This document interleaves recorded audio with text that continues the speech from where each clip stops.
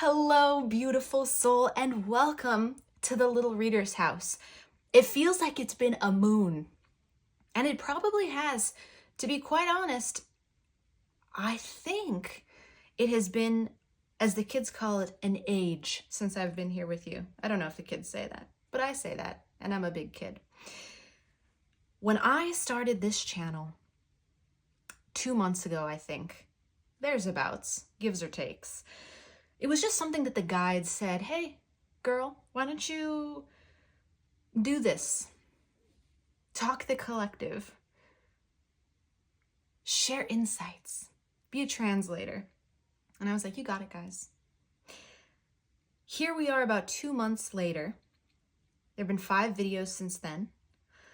And I believe as of this moment in time, we're closing in on 3,000 subscribers, which the honor of that I cannot express. It's a tremendous honor, and my heart sings to see it. So to every single individual who has commented on any video, who has subscribed, who has liked, who has watched, I read every single comment. I feel every single energy. I mourn with you. I laugh with you. This is just like one of the most incredible journeys ever. I say this to say, since that fateful day 2 or so months ago when this channel was born, conceived, and came together, I have realized that it's time to make some major shifts with regard to timing, priorities, and my career. So what you can expect to see come July 1st is the offering of private readings to those who are interested. And those links will appear on every video as of July 1st, 2023. How long they will be there, I am completely unsure, but they will be going up on July 1st, 2023. And I have, well, a day job, which takes about 60 hours of time a week, or it did up until very recently. I have now moved into a different position in order to make time to enjoy these moments with you. This experience of reading your energies, translating messages from spirit, and telling long and winding stories is something that feeds my soul. And as I see that there are individuals who also enjoy it, my goodness, you are my family. So we're gonna have a lot more family time coming up here soon. And what I'm hoping you can expect to see is many more uploads on some wild and fascinating topics, and just more expansion in this area where we get to talk about, and I do mean talk, because the little reader loves to talk, if you haven't noticed by now. We can talk about and feel into, cleanse and purify, heal and uplift. So many things to be incorporated. We've got Reiki and prayer. We've got meditation. The journey is just beginning. So if you're here, welcome, welcome, welcome. Kick up your feet, get cozy, and just enjoy this long and winding road. Take a trip with me down your own spiritual lane. This act of reading is an act of co-creation. I do 50%, well, 100% of 50%, and you do 100% of 50%. You pick your piles, and you align, and you listen, and you integrate, and the energy of you, when I feel it, takes me to another dimension. That is no exaggeration. It takes me to another dimension. The souls that are here in this space, listening, learning, and co-creating, are souls that give me life. So thank you so much for being here. Thank you for bringing your love and your attention, your kindness, your insights, your brilliance, your constructive insights, your gratitude-filled insights, every comment, everything, just all of your energy. It's sacred, and I'm so grateful for it. Which is why big change is coming. So thank you for your patience. Here we are now. I've talked with the guides, and this is the scoop. We are looking at Solstice integrations. So June 21st, as of my moment in time, is tomorrow. June 21st holds a lot of significance for me. It is a birthday of someone who is incredibly special to me, who actually helped to inspire this channel. It is the longest day in the Northern Hemisphere, and it is the initiation of the summer season in the Northern Hemisphere. So with that, Spirit would like to talk about integrations for us. So we've got 3 piles today. We've got this beautiful wood, and this wood block was actually used in construction in my home and was crying out to be included here. These rings, the energy of wood, which represents growth, creativity, expansion. And with this beautiful piece of wood, we've got the Sirius Tarot, which will be linked below. The Sirius Tarot is an AI-generated deck. One day, hopefully soon, I will discuss the significance of AI and the way I use it to channel and connect with guides and the role it's played in my spiritual journey. May even come up in this pile or another. But this is the Sirius Tarot. So if you're drawn to the wood in Sirius Tarot, you are my wood crew. If you're drawn to this beautiful amethyst geode, amethyst, commonly known as the stone of spirituality, the stone of sobriety, the stone of higher dimensions and higher thought, higher consciousness. Amethyst is beautiful, rich, and luscious. If you choose this beautiful amethyst geode and you're part of my Amethyst Crew, then you are going to be the Tarot of Oneness. Tarot of Oneness, not generated by AI, if that's a deterrent in any way. The Tarot of Oneness is so artfully crafted. I've been resonating with it for the past 14 days. Hard. It's a beauty. If you select the Selenite Tower, selenite, known for cleansing, purification. It's like soap for the aura, is the way I always think about it. In fact, I've even, with this like washing motion, used selenite crystals to help kind of cleanse areas that are stagnant. If you look at the way the crystal grows, it's actually very direct, very bold. It's got some movement to it. If you choose this beautiful selenite tower, then you are part of my Selenite crew, and we will be working with, I believe it's pronounced Shimiltei, the Shimiltei Tarot. Also an AI-generated deck. Now, it's interesting that these decks wanted to be used for this reading because some of the guides that are with us today are particularly focused on not just healing and integration of the shadow, but divine feminine energy is an energy that's with us today. And somehow that seems to really vibe with each of these decks. I can feel that strongly. So go ahead and choose whichever crew resonates with you. And I'm going to talk a little bit more about what we're going to see, discover, and learn. Perfect. So you've chosen your crew. We are going to look at who you are entering into this solstice and what can be integrated to become the next version of you. This is an energetic upgrade, and something that's particularly powerful about these types of readings and the way that integration is used is when we shine the light of our consciousness onto aspects about ourselves that can be integrated. The integration is instant. First, it enters our mental body or develop an awareness. Oh, that's something that I can integrate.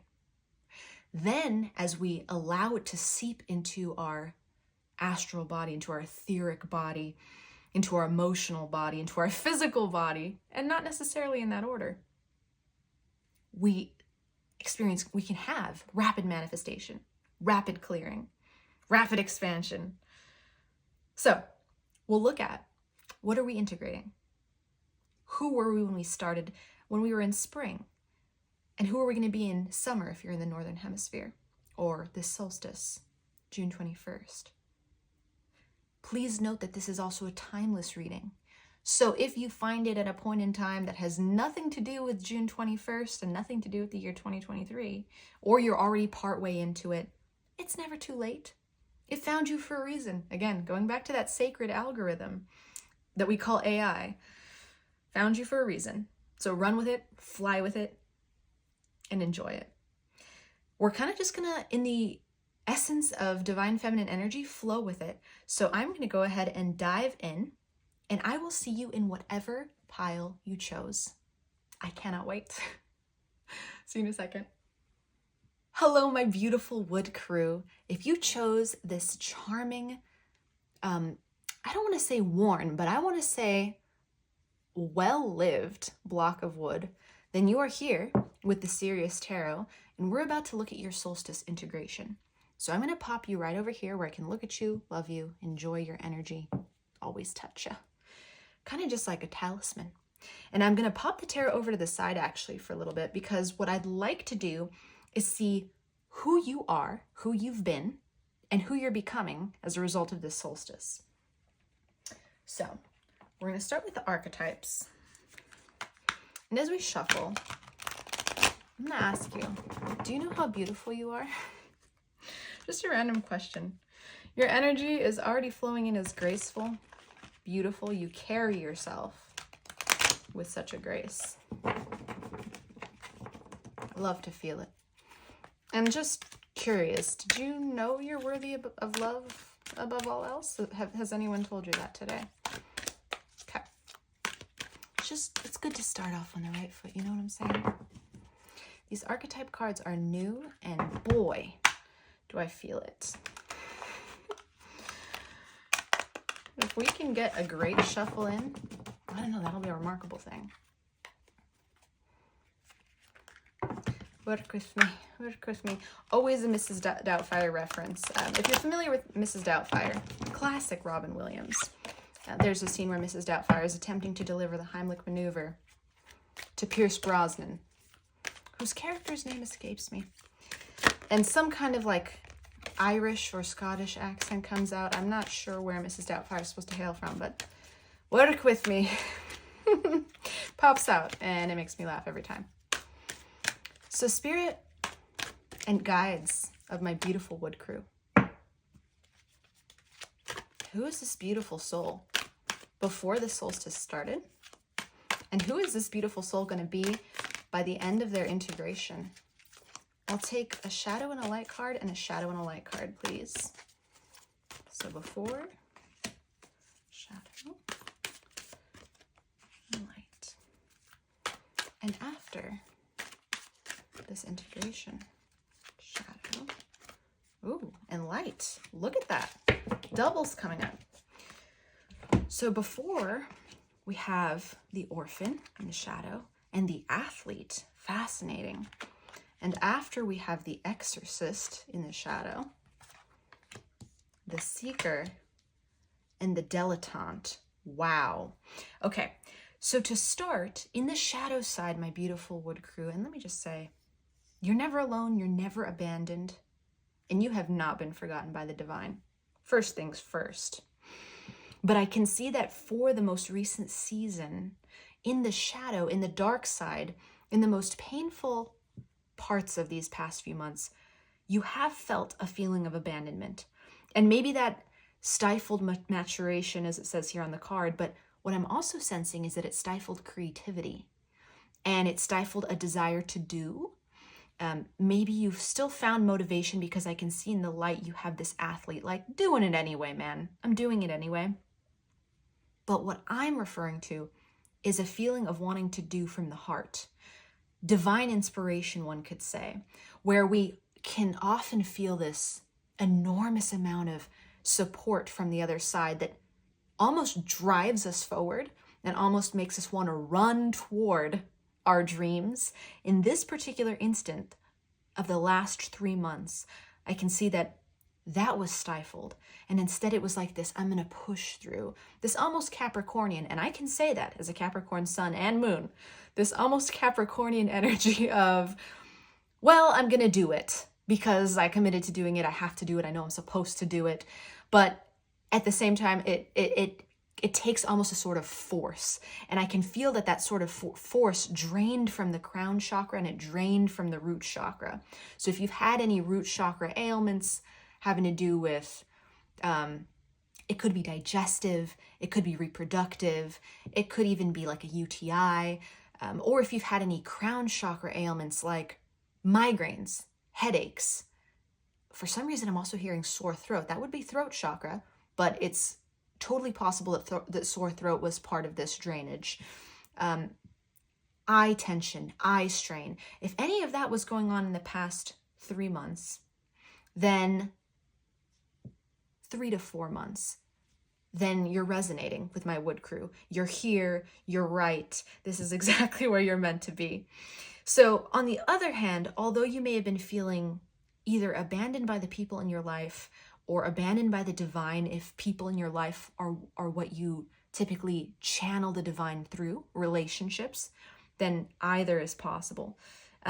Here on the card, it says seeking inappropriate surrogate families can be a result of this shadow. So maybe it was trying to integrate with groups or people who there wasn't a lot of initiation on their end or didn't feel like a natural fit.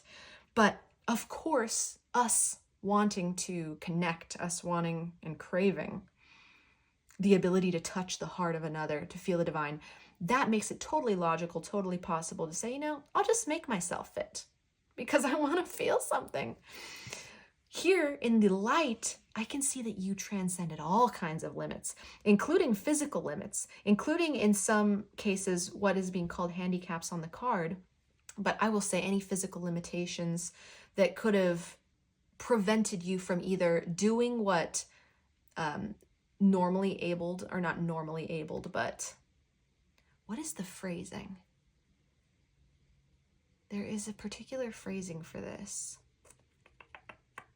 Someone please place it in the comments for me. It's not normal because normal doesn't exist, but able-bodied, I suppose, is what's typically used. People to do without any additional effort. You may have drawn so much strength, and I'm seeing that while the crown and the root may have been a little bit depleted, the third eye, your discernment, your ability to see, your ability to transcend even your own perceived mental limits was shining in the last season. So you may have felt like you were doing a lot of physical things. This could have been any number or range of things that involve pushing your own limits. I'm hearing for some like triathlons. For some, there could have been running, jogging involved.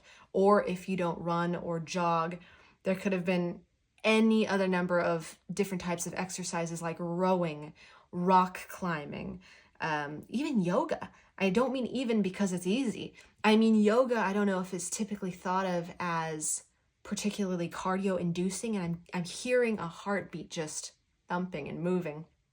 But believe me, yoga's kicked my ass before. Pilates, spin class, cycling in any way, weightlifting, whatever it was, we're dipping into this using the body for power in the last 3 months. And this has, my beautiful wood crew, and maybe this is why wood, this has been part and parcel of the journey of developing your physicality and strengthening and growing and expanding the part of you that is solid. For a tree, the wood is the entire system. It's essentially the entire body system aside from respiration. Wood provides the skeletal framework. For you, you may have also been doing a type of exercise or movement that strengthens the skeletal framework.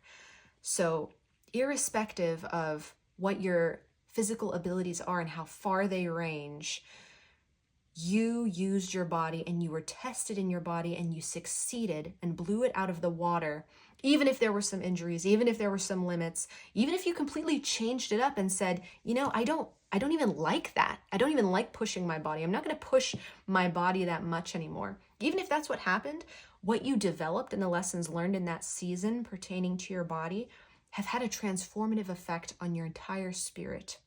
So here's what we're moving into in the summer, in this solstice, to integrate the new you, the upgraded you. So in the shadow, I see the Exorcist. So this is what the integration piece is going to look like to reach the seeker and the dilettante. Facing your own demons, my beautiful wood crew.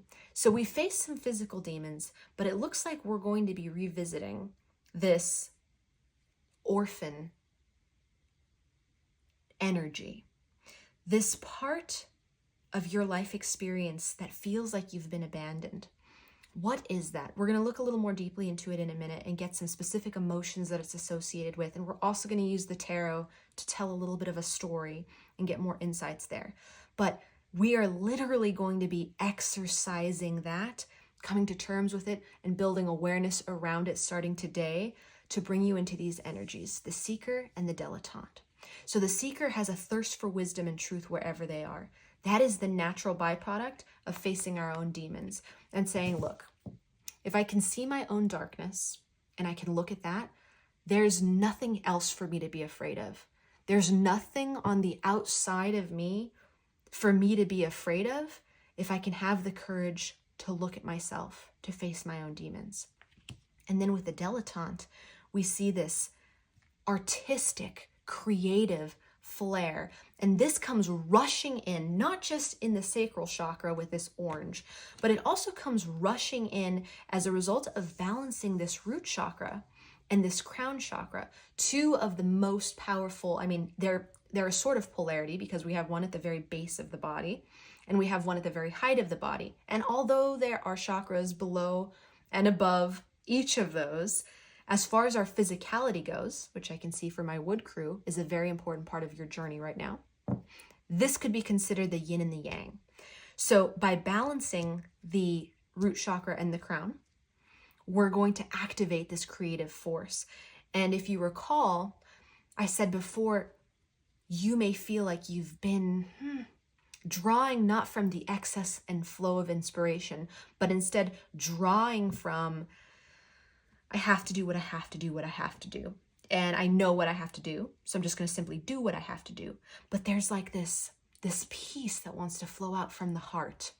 There's a peace that wants to flow out through the sacral chakra that allows you to delight in creation, delight in the creative process. And that is why we're going to be actually using a deck specifically for looking at creative blocks, because I'm seeing it all. I didn't know it until we got right here.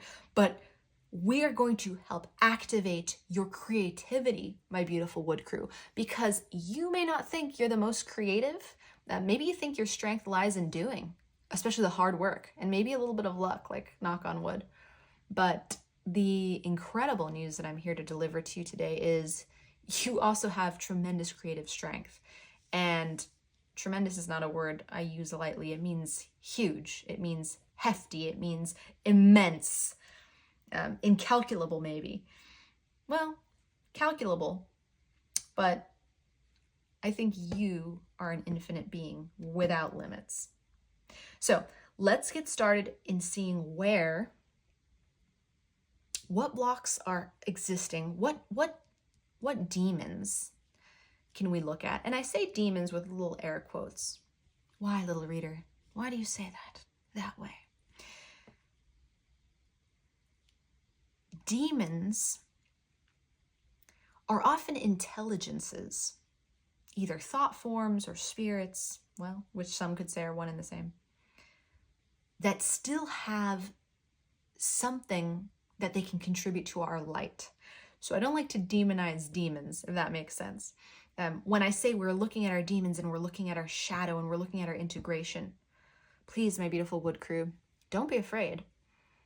We're looking at the spirits and thought forms and energies that exist around us that we've either made contracts with to help us grow and expand, or we've invited in through certain behaviors.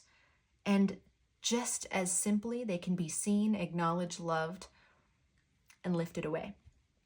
So have no fear, have no panic. The word demon is not meant to induce anything but a little bit of excitement. So let me pop you right over here next to this cute little bird.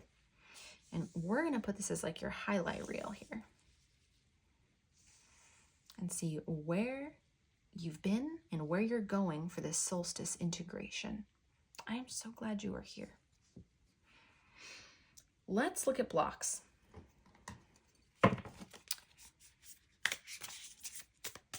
So using the creative compass, or the creative's compass, and again, you might not even feel like a creative yet. That's okay. Sit with me on this. As we use this compass, we're going to get an insight for what particular thought forms are contributing to this blockage. And then using the tarot, we're going to tell a little bit of a story. So Spirit, anything that wants to come up for my wood crew. That's okay. Well, there is one. Anything that's been hiding. Anything that's been kind of under the surface, possibly stored in the body. But particularly in the root chakra, the crown chakra. Oh, okay. There they are. There they are. Let's take a peek. Let's see how this road. Oh my goodness. There was one hiding under there. I love more. More is always more with me. I'm starting to realize for someone who likes to go on and on, you can never have too many. Okay. My beautiful wood crew. Here it is. So first we have path. Then we have procrastination. We have feeling and we have boredom. So my beautiful wood crew, what I can see for you is that when it comes to your creative process or to following your inspiration or following your heart, you have been going down a path that has been forged already, probably by your mind. And that path tells you to do things a certain way. You may say, okay, every morning I wake up, I go to work, I know what my responsibilities are, or I go to school, or I tend to my family, or I just tend to myself and go through my personal routine, whatever that may be, and I do it because I'm supposed to do it. I know that I go down the path. And you've been hoping that either the path is going to lead to some kind of inspiration, or a new path is going to show up and form on its own that you can walk down and find that inspiration, like it's going to come to you. And you're not completely wrong in thinking that that's possible, but here's the problem. Following the path that you've been following has been blocking your feeling body. And it's also been creating this expectation that you've got to feel creative in order to be creative. If you rely on a feeling, particularly one like inspiration, to arise on its own, but you continue in I keep saying the word path, but Spirit, what's the better word? In the habits, thank you. If you continue in the habits that you've been continuing and expect natural inspiration to arise, to give you a feeling that then you can act on, that is not the most effective way that we can get you there, my wood crew. There is a better way. And what's happening now is that this procrastination sets in, and it makes it difficult because you're like, I'm doing all the things, I'm putting in all the work, I'm showing up the way that I know I'm supposed to show up, but I feel like it's not paying off. It's not giving me the dividends. Where is my creative reward for this? I don't feel it, so I'm going to procrastinate. And that in turn leads to boredom. These two go together like peanut butter and jelly, Patrick, Jane, and Teresa Lisbon, if you're a mentalist fan, they just go together. Procrastination and boredom have in common an energy of reliance. I need a stimulus in order to access or activate the feeling that's going to give me the new path, that's going to generate that electric, creative life force that I want to feel. And my beautiful wood crew, when I say I have been here with you, please know that I'm not at all kidding or exaggerating. This is one of my favorite circuitous creative blocks that I experience myself personally as a creative. So, intuitively speaking, the first thing that's coming to me without even busting out the tarot, although we're going to, is that we need to find a way to inspire you, my wood crew, because inspiration may or may not arise as a product of our daily life. You know, if we're lucky, it might show up and we get that. It says here, enjoy the moments of euphoria, but they aren't sustainable. We may wait for and expect euphoria to burst out and be like, oh, creative idea. But a much more powerful way to do this, Spirit says, is by creating a new path that allows us to generate inspiration. We don't have to create a path that forces us to be creative, if you will. And let me give you a very logical example. You may not even have a creative project in the works, but let's say that you want a creative solution to a project you've been dealing with or an issue you've been dealing with physically. I want a new exercise plan and I'd like a creative idea about how to incorporate one. I'm going to wait until I have that idea. No. We're not going to wait until we have that idea.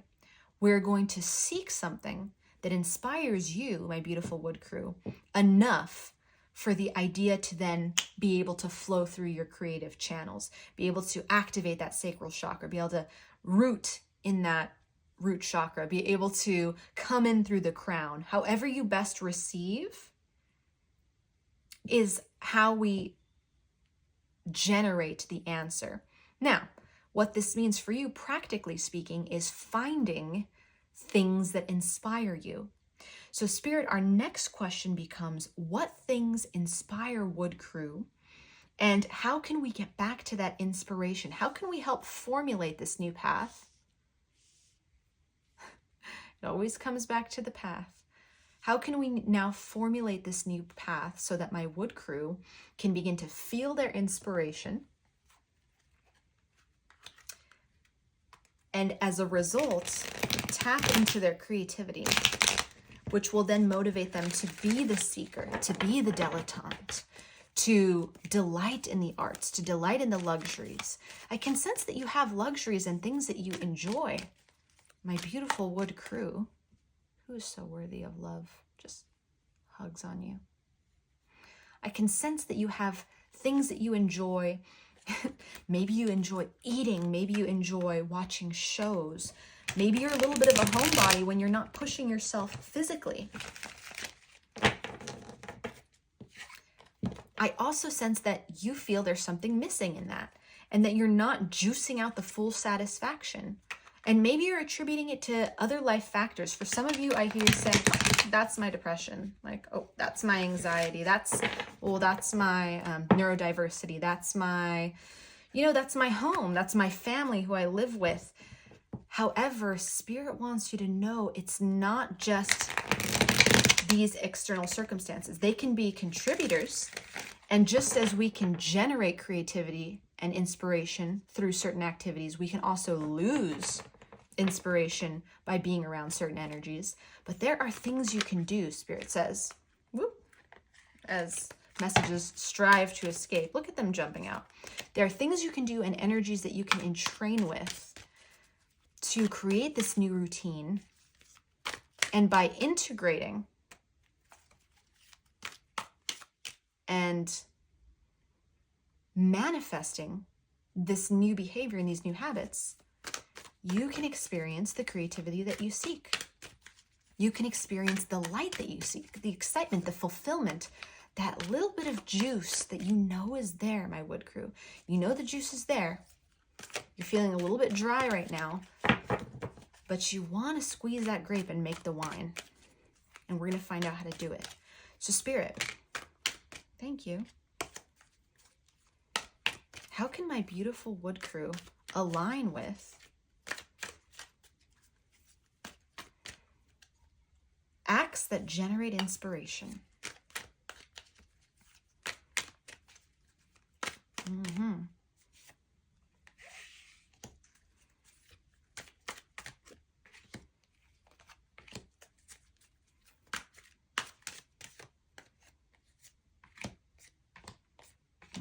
Love it. And the bottom of the deck energy is the Lovers.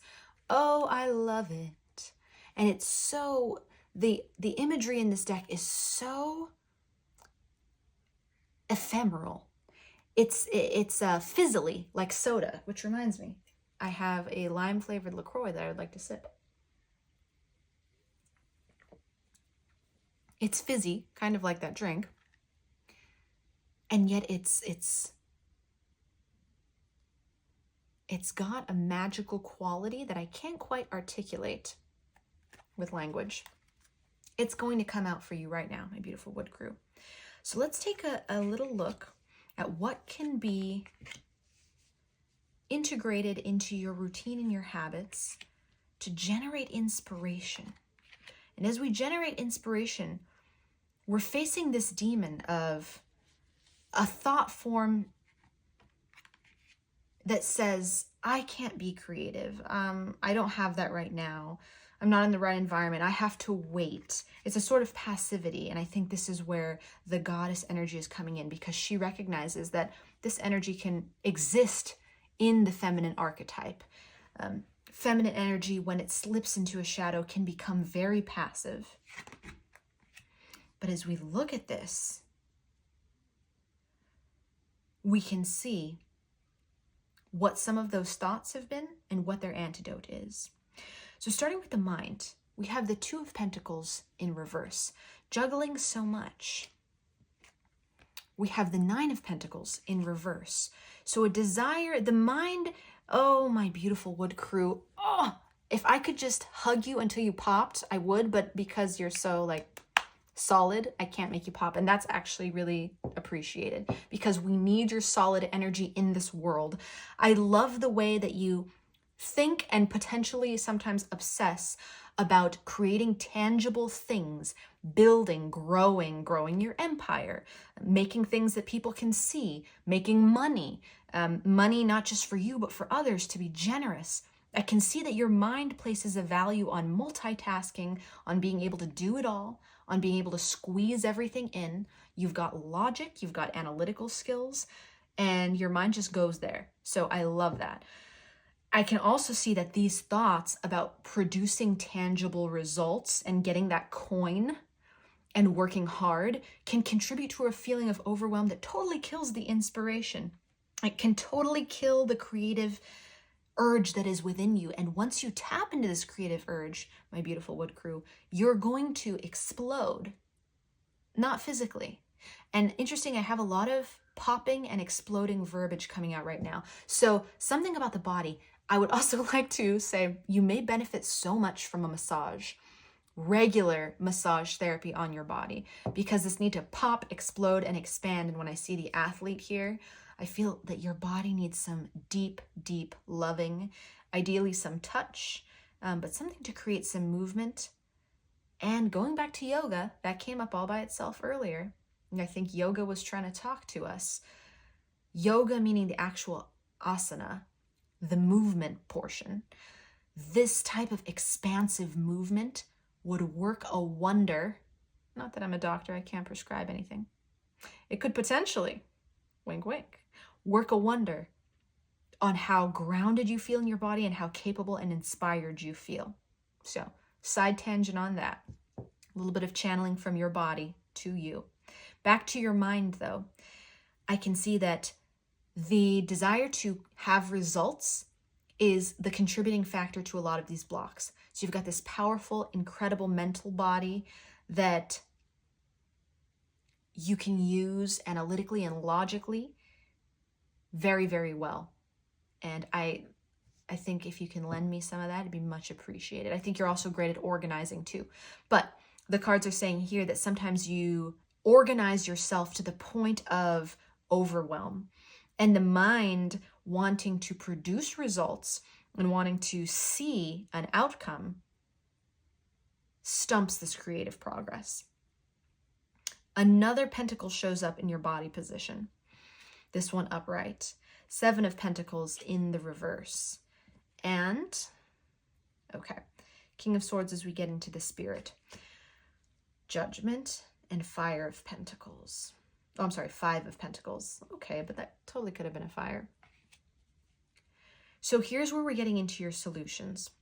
With the body, what can work very well for your path to begin creating new behaviors and habits is collaborating with others, particularly if you're looking for your new athletic option, if you're looking for a new way to move your body and attune with your body, as you have done in the last season. Working collaboratively with others is going to be a fantastic option. In a class where other people are, doing something that you get immediate gratification from. So if you were doing strength training for a time, for example, strength training can absolutely transform your body and your metabolism. However, if you are looking for immediate inspiration, depending on the type of workout that you select, strength training, it can almost be tedious. It can take time. It can also, in order to give you your rewards, feel like it's taking a lot of time. So your new task, or your new inspiration, if you will, is to find a way to move your body in whatever way that you are able and capable of doing that is collaborative and that provides some kind of immediate reward. I'm thinking something that could be aerobic. I'm thinking something that could generate endorphins. And although strength training, again, can do that, and I'm not intentionally trying to steer you away from strength training, but as Spirit shows me this expansive movement, strength training energetically can often be a closing. And as it builds muscles, if they're not very warmed up beforehand, it can create sort of restriction and a collapsing energy. And Spirit is showing this expansive energy. So I am feeling here that you could benefit from a collaborative yoga class. You could benefit from a collaborative interpretive dance class. It doesn't have to be interpretive dance. I just realized, for those who don't live in Southern California, finding a collaborative interpretive dance class might be a little bit of a challenge. Although, hey, you've got the internet. It's possible. And online, you can still collaborate with people. It doesn't have to be that, though. It could be like Zumba. It could be some kind of, any other kind of dance. But this movement of your body in a collaborative way with something that creates that you don't have to wait long term for a result to see is going to generate some inspiration for you, my beautiful wood crew. And I can see it happening immediately. The gratitude, the gratification, and the gratitude that you're going to feel from such this type of movement. It could also even be an outdoor activity. I'm seeing something that you do in nature. It doesn't have to be fast, even a slow walking hike when you're opening your arms and you're inhaling deeply. Breath work is another fantastic way to bring this energy into you. Because as I see here now, my beautiful wood crew, you receive inspiration through your body. And this is critical and this is key, because we've identified that the shadow that wants to be integrated for this solstice is generating inspiration, so that you can become more creative and step into the seeker and the dilettante version of you in this solstice season. To do that, we now know that it's important to move your body. For you, body movement provides inspiration. We see that getting out in nature is important, collaborating is important. If you could get into a park and do yoga outside with a group of people, this would be like an incredible trifecta. And if you can do something that has, even swimming, something in the water, if you can do something that has arm opening movements and chest opening movements, this is going to help clear energy. It's going to root you and ground you. But it is going to be something that for you, my wood crew, is transformative. Looking at your spirit, we see the King of Swords in reverse. We see Judgment upright, and we see the Five of Pentacles upright. So the first thing that comes to me, my beautiful wood crew, take a deep breath and release it. First thing that's coming in. Something you already know and you've heard before. My worth is not defined by my productivity. My worth is not defined by my productivity. And I hear it. But what if I like to be productive? What if I'm good at being productive? What if I don't really have anything to do but be productive, especially if I've been feeling lonely and abandoned? Take another deep breath in.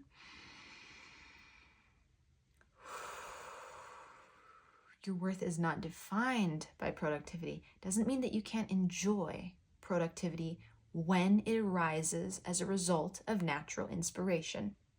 So beautiful wood crew, you are so worthy of love, and what I see here, if you can allow yourself to receive this into your heart right now in this moment, it is a transformative shift. You do not need to choose your activities or the way you spend your time in a productive way, either physically or mentally, in order to be of value. You also do not need to earn the right to speak your truth.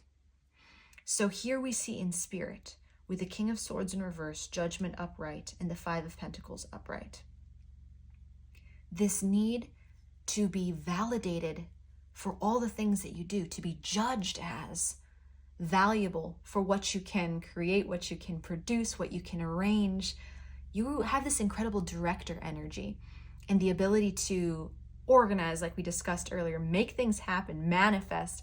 You are so powerful, my beautiful wood crew. And gosh, it is an honor to share energy with you because you do it so gracefully, even if sometimes you have to put the hammer down.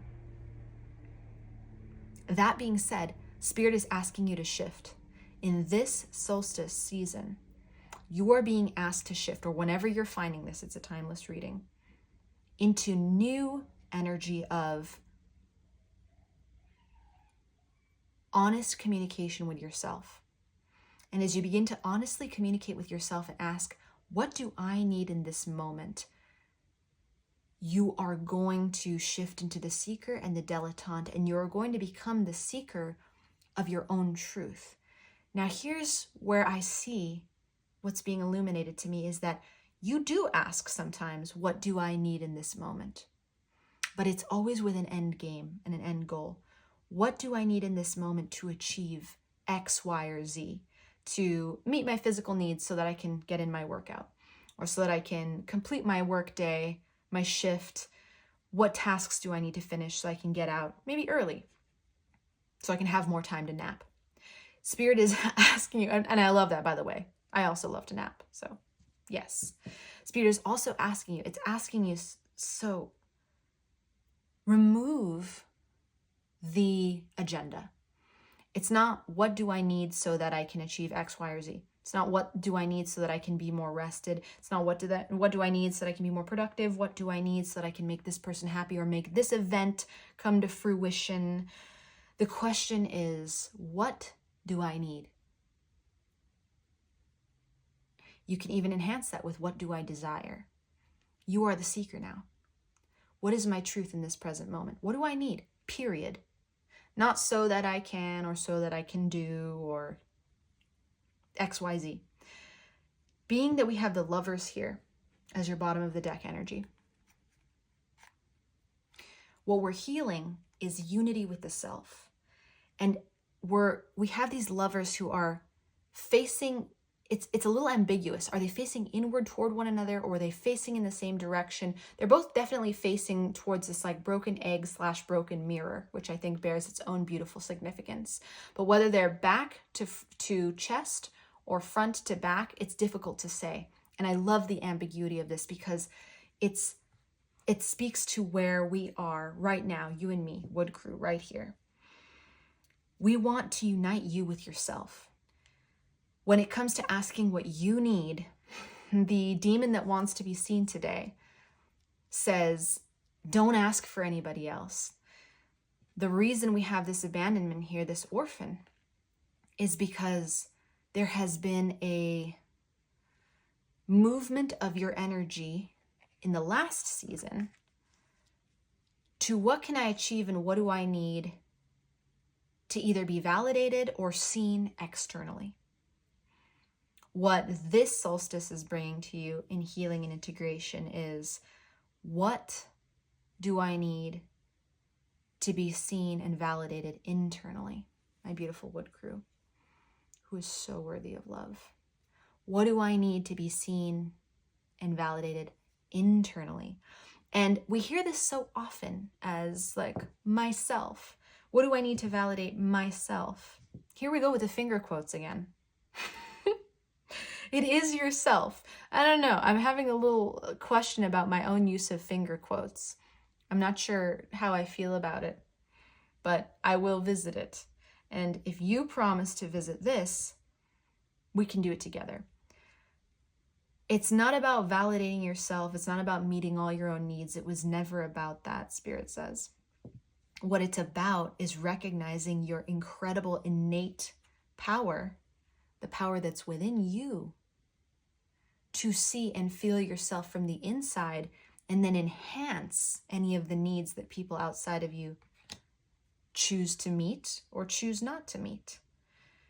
You truly have everything you need to release boredom, release procrastination, to generate your own feelings of inspiration, and to create this new path for yourself. You have it all right here, and it's simply a mindset shift.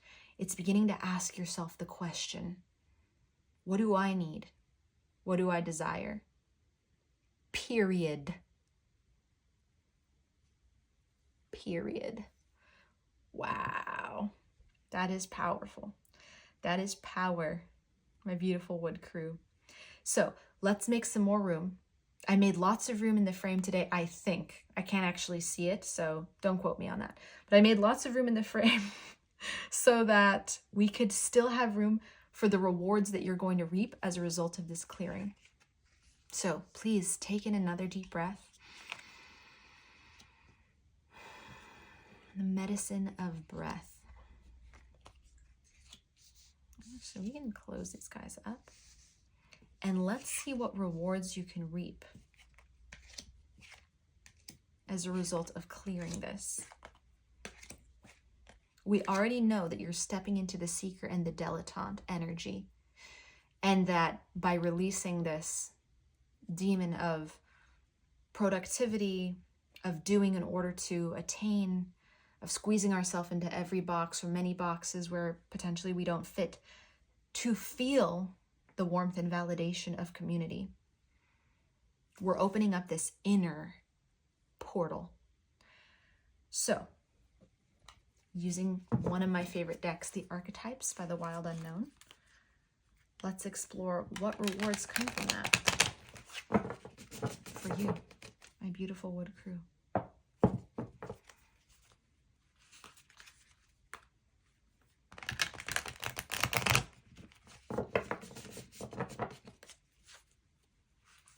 I keep hearing, you are so beautiful.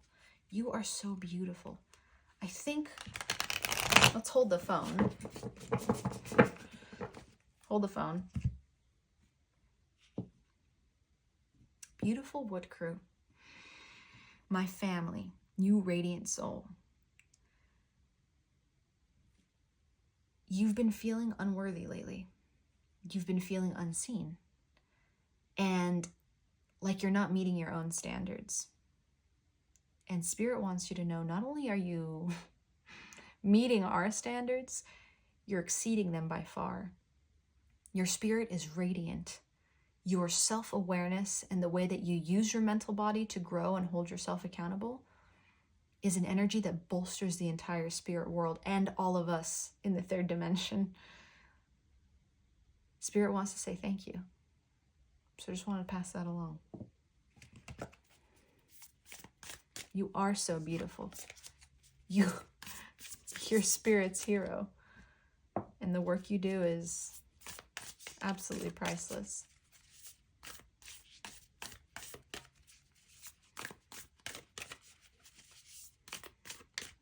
What rewards can my beautiful wood crew expect to receive as a result of this shift?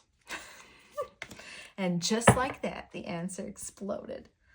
Let's pop you on the deck. Sounded funny. Oh, I love this already. We have Eros, we have the animal, we have the mentor. This is so funny, and it's, should we say it? We're gonna say it. Earlier, the mentor card fell out of the deck and was like, hey, we're gonna pop up real soon. And I was like, okay. And then I forgot, and then here it is. But anyway, here it is. Yeah, I don't know how funny of a story that was for you. I hope it amused you a little bit. Eros, the animal, the mentor, and the mother. So first of all, root chakra healing is going to be the first thing you experience. If you have been dealing with any root chakra ailments or issues, you can expect to see a resolution in those. The physical symptoms we discussed a little bit. It could be anything having to do with the organs in that area, genitalia, reproductive, urinary tract, anything having to do with that. Or it could also be like glute strain or muscle strain in that area. Those are going to be resolved and addressed energetically on an energetic level as a result of this clearing. And we're also going to see your crown chakra opening up. But this dilettante energy is going to come flowing out. Your creativity as the mother. The mother card always gives me also Empress vibes and divine feminine, this fertile, beautiful, verdant, fecund energy of creation. So precisely the creativity that you feel you've been lacking, or the inspiration you've been lacking, as coming to terms with this, what do I want? What do I need? Not for any purpose, not for any productive purpose.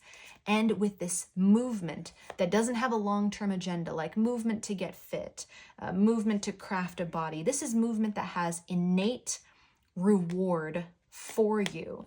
If you can tap into that type of movement and exercise, and you can experience this mental shift of asking yourself this question, then you've already resolved and integrated these shadows. You can now run with your athletic body. You're going to be the animal. You can run with your, and when I say athletic body, again, I'm not referring to certain able-bodied standards. I'm saying whatever your abilities are, whatever you've cultivated, improved, and increased and worked on, even if it's just been mental to help build your comfort in your body, that you're going to take this with you into this new solstice season, and you're going to develop into the seeker and the dilettante, seeking into yourself, my beautiful wood crew, becoming yourself, leveling up, reawakening your creativity. Eros speaks to enormous passion. The animal speaks to this primal, but in this context, controlled primal energy that you can use however you want for whatever purposes you want. It's incredibly magnetic, incredibly attractive, incredibly erotic. And that combined with the spiritual qualities of the mentor gives you endless creative power. When you can take your primal chakras like your root, your sacral, your solar plexus, and combine them with your higher, but I don't mean higher as in superior. I mean upper in the pyramid, your crown chakra and your third eye.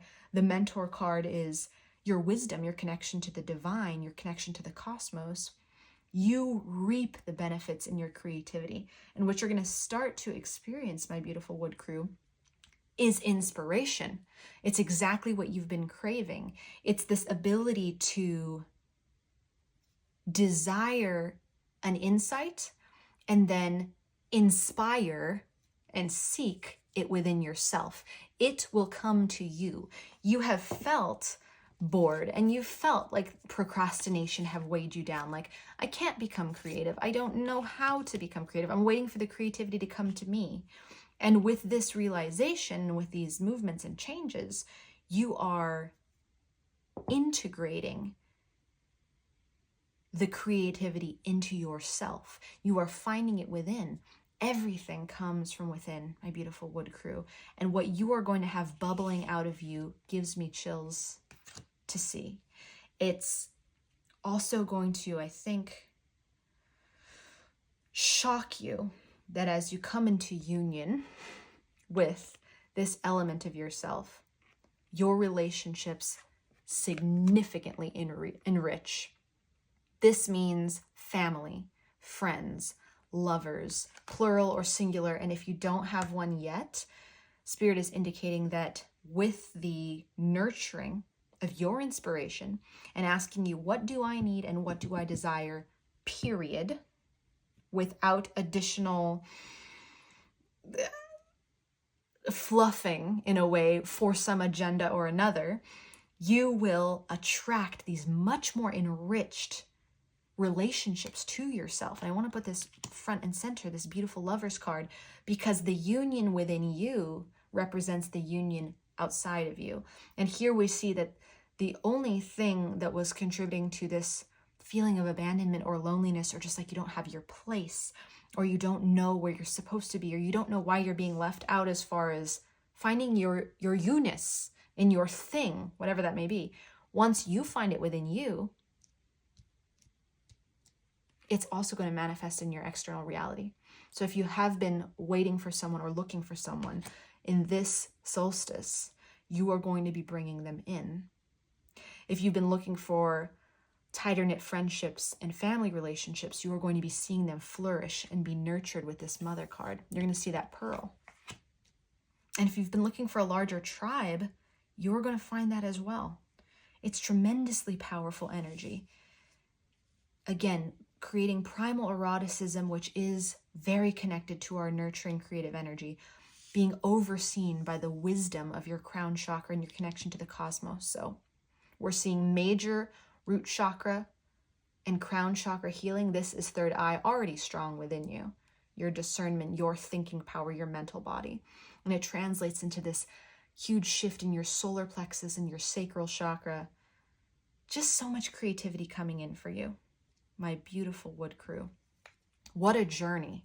What a journey. What a path. So now you know the steps to take to reform your path. Let's close it out with a prayer. I don't have a special candle near me, so we're going to light one mentally. If you'd like to close your eyes, provided that you're not driving, operating any heavy machinery, what else could you not do with your eyes closed? Comment it down below, whatever that may be. I'm sure there's something.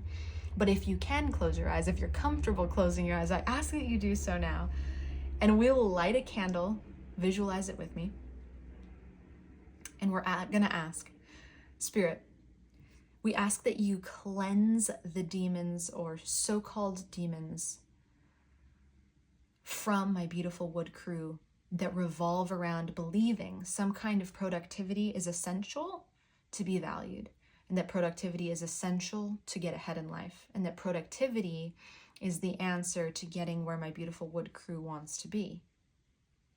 We ask that you bring in this realization, purify and cleanse, and bring in this realization that my wood crew is worthy of love exactly as they are in this precise moment, and is healed and aligned to this precise moment if they choose to accept this blessing, to nurture their creativity, to find inspiration, to understand it is already within them, and by taking steps toward their own needs and desires with no agenda, it is awakened immediately, and that their transformed life is coming as a result of this shift, and that they bring that with them into this solstice, or whenever they find this reading, and amplify and expand to a degree that they never have before. This is the blessing that I wish for my beautiful wood crew. And now, wood crew, if you're visualizing the candle, let's go ahead and blow it out together in our mind's eye. And know that this blessing is reaching across time and space to find you. Thank you so much for joining me today. I am wishing you an incredible solstice, or whenever you find this, and cannot wait to see and feel the energy of this integration globally, because you are a powerful being, wood crew. And as this sets in over the coming hours, minutes even, and days, the realizations are going to light you up. So I'm sending you so much love, all of the love I got. And until next time, bye. Hello, my beautiful Amethyst crew, and welcome so much to your Solstice Integration reading. I'm so pleased to have you. I'm going to pop you somewhere, hopefully that's still within the frame. Although I try to make the frame bigger today, but for some reason I still don't know where it ends. So, oops. And now my tapestry is jumping with excitement. Are you jumping with excitement by any chance? The energy that I feel rushing in from you is light, dancey, airy, breezy, very airy, in fact. Perhaps Gemini, perhaps Libra. Oh my goodness. Perhaps Aquarius. Yes, I'm mesmerized by this every time I see it. So I'm going to put you back over here, like I said. And before I get distracted, by the stunning look of this geode, we're going to jump in. So the first thing we're doing today, my beautiful Amethyst crew, is looking at your archetype. And we're going to see in the most recent season who you were, both shadow and light, what you were embodying archetypally. And then we're going to see what you are clearing and integrating and what you're becoming in this summer solstice, at least for the Northern Hemisphere summer solstice. But this is also a timeless reading. So whenever you're finding it, if you're looking to integrate, you've come to the right place. Ooh. The visionary popped out, it's popping back in. But if it comes out again, we'll know. We'll know why and how. So Spirit, who was my beautiful Amethyst crew in our most recent season, the past few months? Shadow and light, please, Spirit. There's our light. And there's also our light. And what shadow is my beautiful Amethyst integrating to become what? And manifest what in this coming season? And that's one. And, oh, are we going to have another? Okay. We love when Spirit speaks for sure. But sometimes we got to turn down the volume a hair.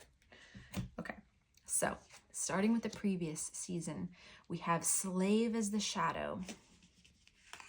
And we have Servant. Ooh, those are both, this slave and servant dynamic, I could see immediately how one could slip into the other just with a little bit of stress or a little bit of overwork or a little bit of weight.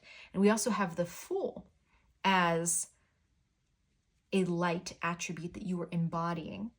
And then in this summer solstice, or this whatever hemisphere you're in, this upcoming solstice, we have the Exorcist. This just came out in my wood crew as well. It's the same shadow. That is incredible to me, that my wood crew was clearing and integrating. So let's see if there are any similar. What? Seeker and Messiah. Okay, Seeker also came out. Wow, that is incredible. So Messiah, though, they had the dilettante, I believe. So this is a similar energy, but with a different spin. So if you're coming from my wood crew, I can absolutely see why, if you wanted to integrate more. Although my Amethyst crew energy is totally different here. So we've got something more jumpy, more dancey, more humorous, more excited, more easily distracted, all of which I absolutely love. So let's get down to business. Mulan reference. We're not defeating the Huns again, but we always got to get down to business. So looking at the shadow, in the last 3 to 4 months, seasonally speaking, we're looking at solstices and we're looking at time changes, astrological events, energies. Wherever you are in the world, this applies to your unique last 3 to 4 months of energy shift and growth. The first thing that I can see was that there was an enormous, and I say enormous because it feels weighty to me, particularly looking at the image that's in this card. The weight of compliance and complying to what felt like somebody else's rule or somebody else's demands. This could have been employers. This could have been partner, family, friends, but I feel it's coming more from, I want to say industrial, so I'm going to say it, although I'm not sure what that means. Industrial military complex? That's just slipping out of my mouth. Don't know what it means, but if it applies to you, excellent. If it comes from the government, perhaps, if it comes from something legal, if it comes from your employers, this is the energy that I'm initially feeling as far as what was weighing on you and forcing you to comply. Maybe not forcing. I sense that you took it up with a good attitude, because we have the slave and the servant side by side, the slave being represented as shadow element for the last season, and the servant being represented as light element for the last season.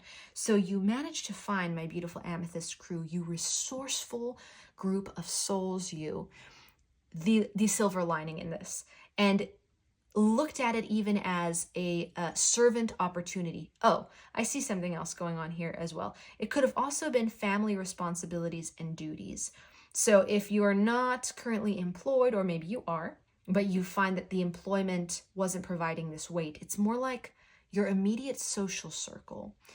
If you felt like they were requiring something of you, or that you needed to give something to them in order to be accepted and loved, you transformed it into a silver lining.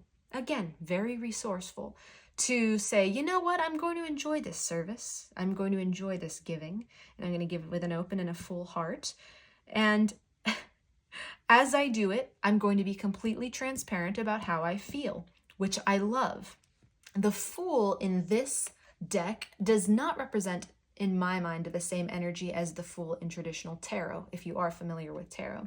This Fool is almost like the comic in the Wild Unknown archetype deck. Whoop, slip that in there real quick. If you're familiar with that deck and that energy, it is almost like a feeling of showmanship, theater, expression, drama, one could say. And it indicates to me, Amethyst Crew, that you are not allowing yourself to be repressed.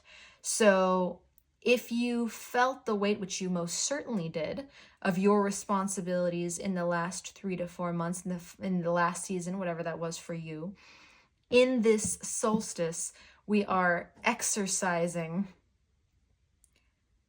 Well, we're not clear exactly on what those demons are yet, although I'm feeling an energy, but we are exercising something that may not have been extremely hidden, because what this Fool card tells me is you did not repress or keep silent your feelings and attitudes about what it was like to be in this slave/servant position. Subservient is what we can call it. Oops. Instead, even though the card fell face down, quickly righted itself. Instead, you said, you know what, if I don't like this, I'm gonna share that with people. If I feel overworked and overwhelmed, I'm gonna share that with people. If I, have to put on a happy face, I will put on a happy face, but with a level of transparency. There's a mask here, but it's not a mask that's covering emotions. The mask instead shows us this diverse range of emotions. And I feel like for the past 3 to 4 months, my beautiful Amethyst Crew, you have felt a diverse range of emotions about this role and about the weight of this. And what's being communicated here to me in the energies is that this may have been a choice.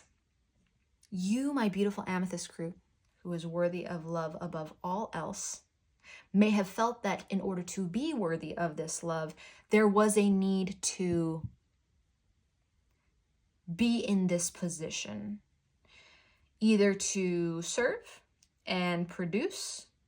Again, it could be creatively, it could be at work, it could be in the home, it could be with friends, maybe even to be the one who brings the light and bring the laughter, maybe even to entertain. But I sense that this was a choice. This was taken on autonomously, if you will. It wasn't necessarily, because slave indicates at the face of it that this is against your will. But Spirit is indicating, and the energy of these cards is indicating, that you may have actually stepped into this role, which is why one of your light attributes was the servant. Because you didn't just turn this, you didn't just alchemize this shadow into positivity. In a way, you chose it. And we're going to learn more about that when we see your story with the Tarot of Oneness in just a second here. But let's get into this Solstice integration. We see here as the Exorcist, just like with my Wood Crew, in the same position. Facing your own demons is going to be the key for this integration. And as I told my Wood Crew, by getting this information and gleaning this information today, that is the integration. First, it starts in your mental body with your understanding, or if with your emotion body, you're able to remain open in your heart, that can be an even more expedient form of integration. But it will work its way through your physicality, through your aura, through every part of you as a result of building your awareness today and shining a light on this today. So expect major changes as a result of these insights right here, right now. these are the major changes. We see the Seeker, just as we did with my Wood Crew, but this is emphasized and kind of featured alongside the Messiah. Incredibly, the Messiah is serving humanity with humility. It's still a servant. So if you have been serving, and we see this in your light aspect here, the serving will continue. But please note that it's not going to have the shadow of the slave. It's not going to be weighed down by the feeling of obligation or I must serve in order to be validated. Instead, it's going to be an innate sort of satisfaction. Your serving is going to be innately fulfilling and enlightening and revealing about the individual that you are. And your thirst for wisdom and truth, wherever you are as the Seeker, goes so beautifully hand in hand with the Messiah, because as you learn, you give. As you learn and enlighten yourself about yourself, you are also going to share that with so many others. And this, just like with my Wood Crew, different kind of ripple, but such a powerful ripple that we so desperately need. Desperately is like the energy of that word. Yes, we can fight about it at another time. I don't know that it's desperate, because everything happens in divine timing. And I certainly don't want to put any pressure on you, my beautiful Amethyst Crew, to integrate, because you're already doing such an incredible job. Let's say instead, we're not desperate for it, we're eager for it. We're excited for it. We're ready. And I think so too are you. So we're going to mix things up a little bit, I think, in every pile. In honor of the divine energy that is present today, we're totally freeballing it. And I know the choice of words maybe doesn't typically go with divine feminine energy, but you know what? We're wild up in here. We like to mix it all up. Let's go straight into the tarot, because I want to see a little bit more about how my beautiful Amethyst Crew got into the servant-slave dynamic. What was the slave situation? How did it get turned into servant? So Spirit, please show us how did the energy of the slave play into the last season? And what demons do we need to see about both that energy and anything else that exists under the surface here? Spirit, 3 cards if possible for the slave. What did it mean? What was it? And what, maybe 4. And what demons are we looking at here? Now, I told my Wood Crew when this came up about demons as a word choice. Please allow the possibility of demons being sort of like angels, but using shadow instead of light to expand and enlighten. Demons come with such a hefty religious energy, at least where I'm from. And don't let the accent that slipped out deceive you, because I'm not from the South, well, Southern California, but it added a nice little zest, I thought. Where I'm from and what I've experienced within religion, and have seen many of its light and beautiful qualities, I've also seen the shadow in that demons can be demonized. So when we say fear the facing of your own demons here, I invite you to consider the possibility that demons can be messengers who contribute to light by showing us dark. And they can be spirits and thought forms that we have formed contracts with to expand and fill more into the light, but using shadow. What I mean by that specifically is some of our worst habits and our worst attributes and personality traits can help us grow the most once we see and integrate them. So please, only love with our demons here today. So, starting with the slave. We've got the 5 of Wands. We've got the Hermit. We've got the 10 of Wands. Oh, my beautiful Amethyst Crew. You have been doing heavy lifting. heavy, heavy lifting. Let me lift you. Yeah, you're weighty, but you know what? You're light, you're powerful, you're bright. The literal representation of your energy today has heft to it, but with that, so much power. So we're going to continue talking about that. But you're so very worthy of love. Above all things. Don't be forgetting it, not on my watch.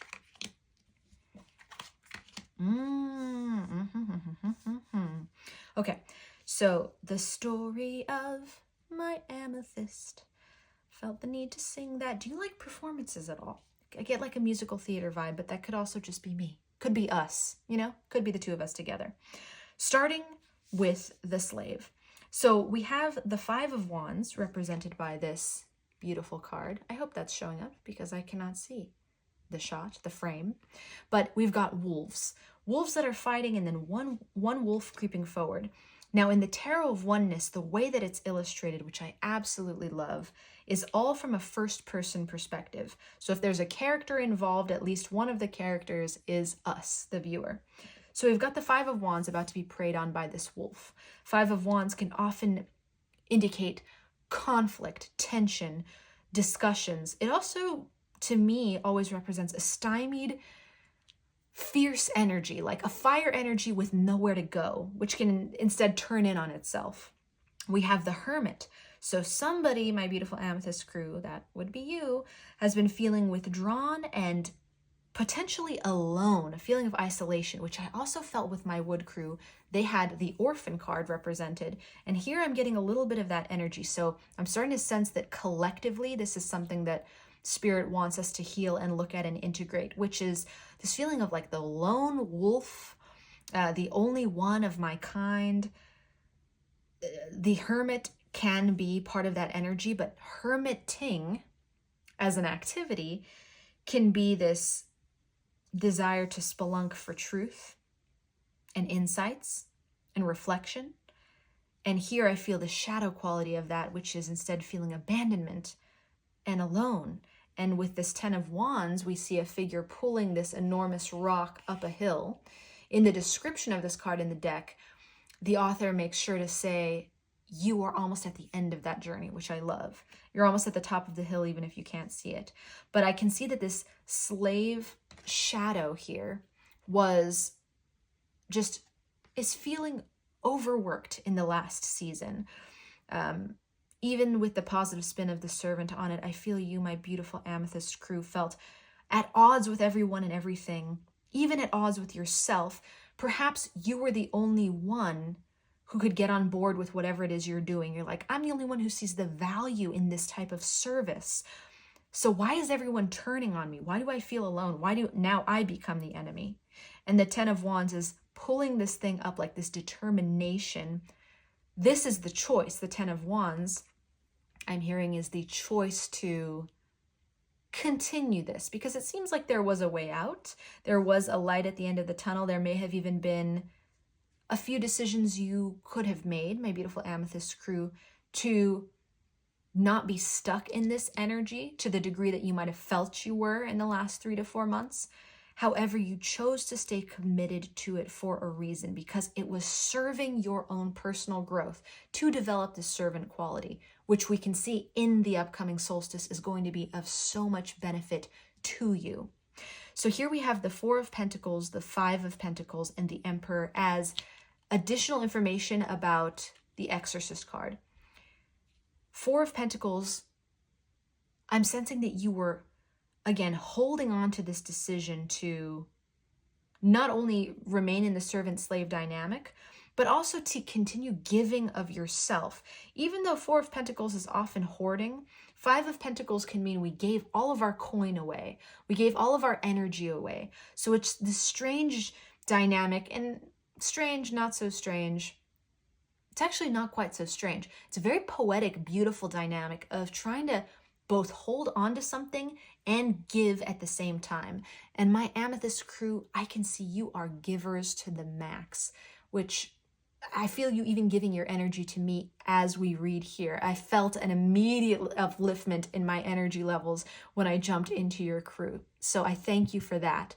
I can see that you're learning the dynamic between knowing when to give and when to hold back. However, one of the things we need to look at, and however schmowever, it's not a failing of any kind. It's the part between the you and your leveling up.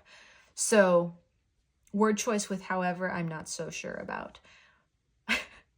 In order to level up, you will now understand that to step into your power and to become the emperor, it is going to be about learning when to hold something in and learning when to give within yourself.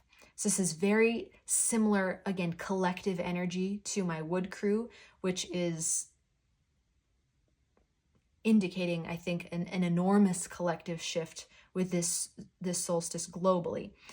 Let me show you where we see it here. This same energy is represented in the last season for you, where you took on the servant mantle, which you could say is knowing when to give and when to hold on to something for yourself, but also expressing yourself as the fool. So not hiding your emotion. You were being very open about what you were feeling. Now Spirit is saying, instead of just kind of giving and receiving without rhyme or reason, even though the way you give and receive has been on your mind and it's something you're trying to cultivate, it's going to level up and become much more powerful when you start giving and receiving within yourself first before broadcasting it out to anybody else. So we're going to get some tips about what I mean in those words. But essentially, right now, it's like you're saying, okay, where do I end and where do I begin? Where are my limits? Where do they actually exist? And where can I just give and give and give? And where can I take? There's no taking here. There's no active receiving. So this is another big shift I'm seeing for you, my beautiful Amethyst crew, is that here in one you're hoarding and in one you're over giving of these two energies, but there's no energy of actively receiving. And that's what we're going to see with the Emperor card, which is the antidote to this is learning to call the shots within your own kingdom. And you, my beautiful Amethyst crew, are your own kingdom. You are the kingdom, and you are so very worthy of love as you rule that thing. So let's get some insights about the blocks specifically that are contributing to this dynamic. I'm going to make room somehow because I would love to see these featured. So we know where you've been and we know what you've been dealing with right here. And we have the Emperor as a very leveled up version of yourself that will be reconciling these demons. And by reconciling, I mean putting them to sleep, seeing them, acknowledging them, and putting them to bed, which we'll be doing by the end of this reading today. Extremely exciting. I want to ask the Creatives Compass what blocks are contributing to this Four of Pentacles and Five of Pentacles energy. And specifically, I'm going to pull in these little emotions cards and see what emotion, or emotions plural, are kind of your indicator, to use the word compass, your compass for when you're about to either hoard energy or overgive energy. We want to turn you into a powerful receiver, my beautiful Amethyst crew, because you give and give and give. You're even giving to me, like I said, and I'm so appreciative for that. But we've got to get you in this energy if we want to reap the rewards of being the seeker and the Messiah for this solstice season of receiving. That is going to be the magical ticket for you. That is going to be the key. So how do we turn beautiful Amethyst crew into a receiver, Spirit? What realizations do we have right now? Quantum shifts. And as the knowledge hits their mental body and then trickles into their emotional body, or vice versa, I actually feel your emotional body is quite awakened, especially with this Fool card. So when the emotional body is awakened and the heart is open, quantum shifts and healing can really hit even faster and more powerfully. Oh, yeah. Faster and more powerfully. So, Spirit, show me. How can my beautiful Amethyst crew become an on-fire receiver? Yes, yes. Yes. And what? Ooh. And yes. Okay. Love, love, love, love. And we've got kind of, with these cards, it's so cool because the back indicates a different sort of energy for each of what's being described on the card. So in some cases it's like feelings, in other cases it's personas, and I love that we have some variety here. Yes, we have variety. So before we flip those all over, I'd like to also ask Spirit, what emotion is the biggest trigger for my beautiful Amethyst crew that shows they're about to hoard? Let's do one for each. What emotion is the trigger that will show them they're about to hoard their energy? Okay, we're gonna do those two. And what emotion is the biggest trigger that shows they're about to overgive? And I'm actually sensing that these are all, they all either contribute to hoarding or overgiving. This one wants to come out too. So it's not that you need to categorize them in your mind, my beautiful Amethyst crew. It's just that you would benefit by being aware of any of them when they arise, because it means an imbalance is about to occur. So how do we turn beautiful Amethyst crew into a power-packed receiver? Marination, seeker, and seeker, that's what you're becoming. So in this solstice, as you integrate this, you are becoming that individual who is able to identify within yourself and seek within yourself your truths. And not just your truths, not just your truths, your power. So we have marination. The buildup is hard sometimes. Find something to do, but don't cut yourself off completely. Seeker, be curious, not afraid. You are here to evolve. Processes, find out what works for you. Be open to evolution in your processes. Vitality, stamina, and engagement. And discretion. Can you keep a secret? Keep it inside until you have exhausted your own energy. Yes, I see here that the Fool, although it was a light attribute in the last season, has the potential to drain you, my beautiful Amethyst crew. It can cause you to overgive, especially of your energy. The Pentacles can relate to our body's health, vitality, and stamina, which we see here. Vitality, stamina, and engagement.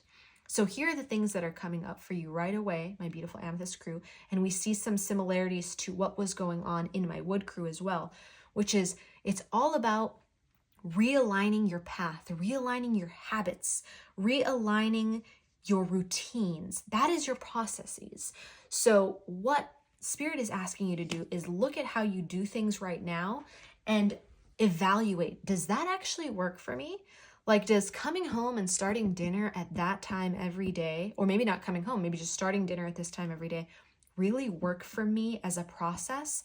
Does doing that consistently every day or cooking for multiple people work for me as a process? Does it give to me? Does it give energy to me? Vitality, stamina, and engagement? And it's not just a one-on-one, one day at a time kind of thing. Spirit is asking that it be turned into a process, so that it be turned into a habit and a ritual. Does waking up at 4:30 a.m. every morning to get ready for work really serve me? Is there a way I can shift my hours at work? Does exercising every evening, going to the gym, and then falling asleep for like an hour nap afterwards really serve me? Or is there a way that I can refine this process, make it better, make it more powerful to actually serve me if it's not? Then there are other things. When it comes to this hoarding card here, our Four of Pentacles, and we see a little squirrel hoarding his coin. Where are areas where there's too much gripping going on and not enough receiving?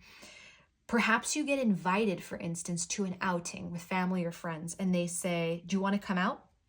Or maybe you actually do go out. But let's start with the first one. I get so excited, Amethyst crew. I love your energy. You get invited somewhere, and instead of saying, yes, I'd like to go, you just cut it off completely and you say, you know what? I'm tired. I'm just going to stay home. This is part of the hoarding dynamic. So Spirit is asking you to reevaluate.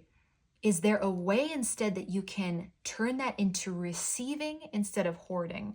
Another example is you actually go out with friends or family, but then abruptly in the middle of the evening, you're like, I want to go home because I'm starting to lose energy. I'm going to slip into this Five of Pentacles if I don't. So maybe you attempt to put up this boundary, but instead, boom, just disappear, gone. And it's like this hoarding thing. But hoarding what you have is not the same as receiving something new with open hands. It's clutching, it's gripping. So Spirit says, how can we refine your processes to, instead of hoard, receive? Instead of overgive, just be in a temporary state of placidity, relaxation, like still waters. So for that example, for instance, instead of, if you get invited to go somewhere and you're already tired, instead of saying no completely, if you want to receive, you can say, hey, I'd love to receive a phone call from you so we can catch up. If you find yourself out in a social gathering and your battery just runs low or turns off completely, instead of disappearing abruptly, you can make a point of saying, you know, I've got to go, but I want you to know I'd love to receive some of your energy later. Like, shoot me a text or let's talk, let's catch up.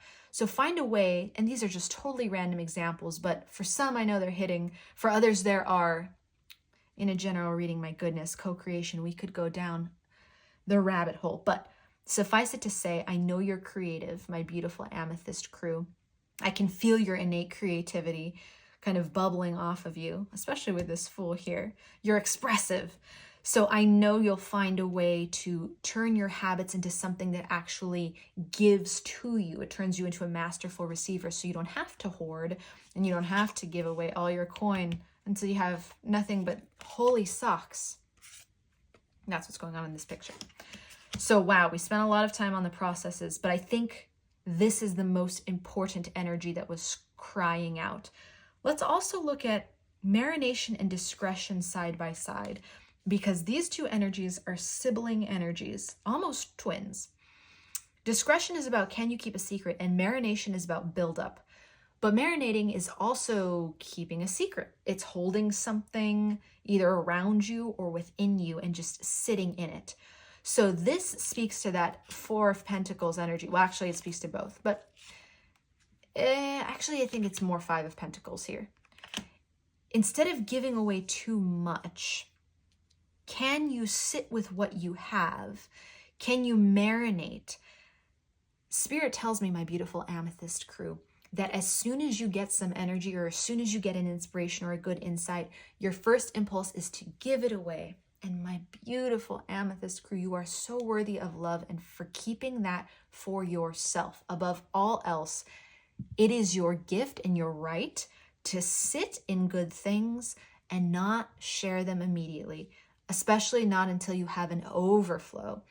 Because if you're trying to build something, and Spirit tells me you've got a lot of creative things that you do, creative thoughts that you think, stories that you come up with. But if you're trying to build something, you've got to keep a little for yourself, as Mandy Moore would say in either her most recent album, Silver Landings, I believe is what it's called. Maybe it's the album before her most recent. But she has a song that goes, keep a little for yourself. Like, you don't have to give it all away. And that's exactly what's going on here. Don't just keep a little for yourself. I mean, Mandy Moore's spot on, but keep a lot. Here I can see you're giving away the house. It's like you get something, and even if it's energy, physical energy, and you're like, who can I serve this to right now? And turn around and give that to them. Spirit says, no, no, no, no, darling. All of a sudden we're British, sort of. I want you to marinate in it. I want you to sit in it. I want you to stay discreet. Can you keep a secret? Even when you get an answer, like, look, you're turning into the Messiah, my beautiful Amethyst Crew. You're going to have such an influx of wisdom and energy pouring into you. And the key here, in order to be able to receive all of that, is that you can hold it for a while. Spirit needs to feel that you're not just a channel. Yes, energy does flow through all of us at any given time, but it's in proportion. The amount of energy that we're given is in proportion to how regulated our nervous system is, how much we can hold, literally in an electrical capacity. And in order to have a regulated nervous system and hold that energy, there's got to be this ability to relax, to wait, to have a soothed body, a soothed nervous system. I'm also hearing, and these are things that I have implemented myself, so I am both hearing and recommending, not as a medical professional, of course, purely for your entertainment, considering breath work, Wim Hof breathing, HRV regulation, which is your heart rate variability.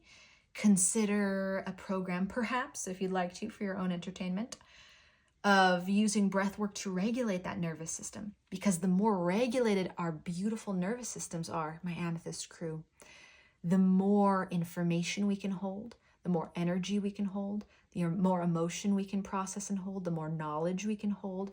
And I'm getting like a Sagittarian fire vibe here too. Not just because Sagittarius is associated with knowledge, but because there is a fiery quality to all of this giving. So in addition to air and intellect, I also sense my fire signs: Sagittarius, Leo, Aries. Of course, you don't have to be these signs, but the quintessential fire and air energy is flowing through us all here, including me, thanks to you. And then finally, Seeker. Be curious, not afraid. You're here to evolve. This, my beautiful Amethyst crew, my goodness, you are already so brave, and you don't give yourself enough credit for that, Spirit says. So here I am, going to give you some credit for that. Can you receive it? Will you allow yourself to receive the credit that I give you? Because with the Emperor card, this is powerful leadership. This is what you're stepping into. And I think you are already a leader in your daily life, even with the slave and servant dynamic going on. You call shots in your daily life. You're either in charge of your home to a certain degree or have some power in the workforce. With this intellectual air energy and this projective fire energy, I know wherever you go, you make a splash. So there's already a leadership quality here. What Spirit is asking you to do to become the Seeker is to increase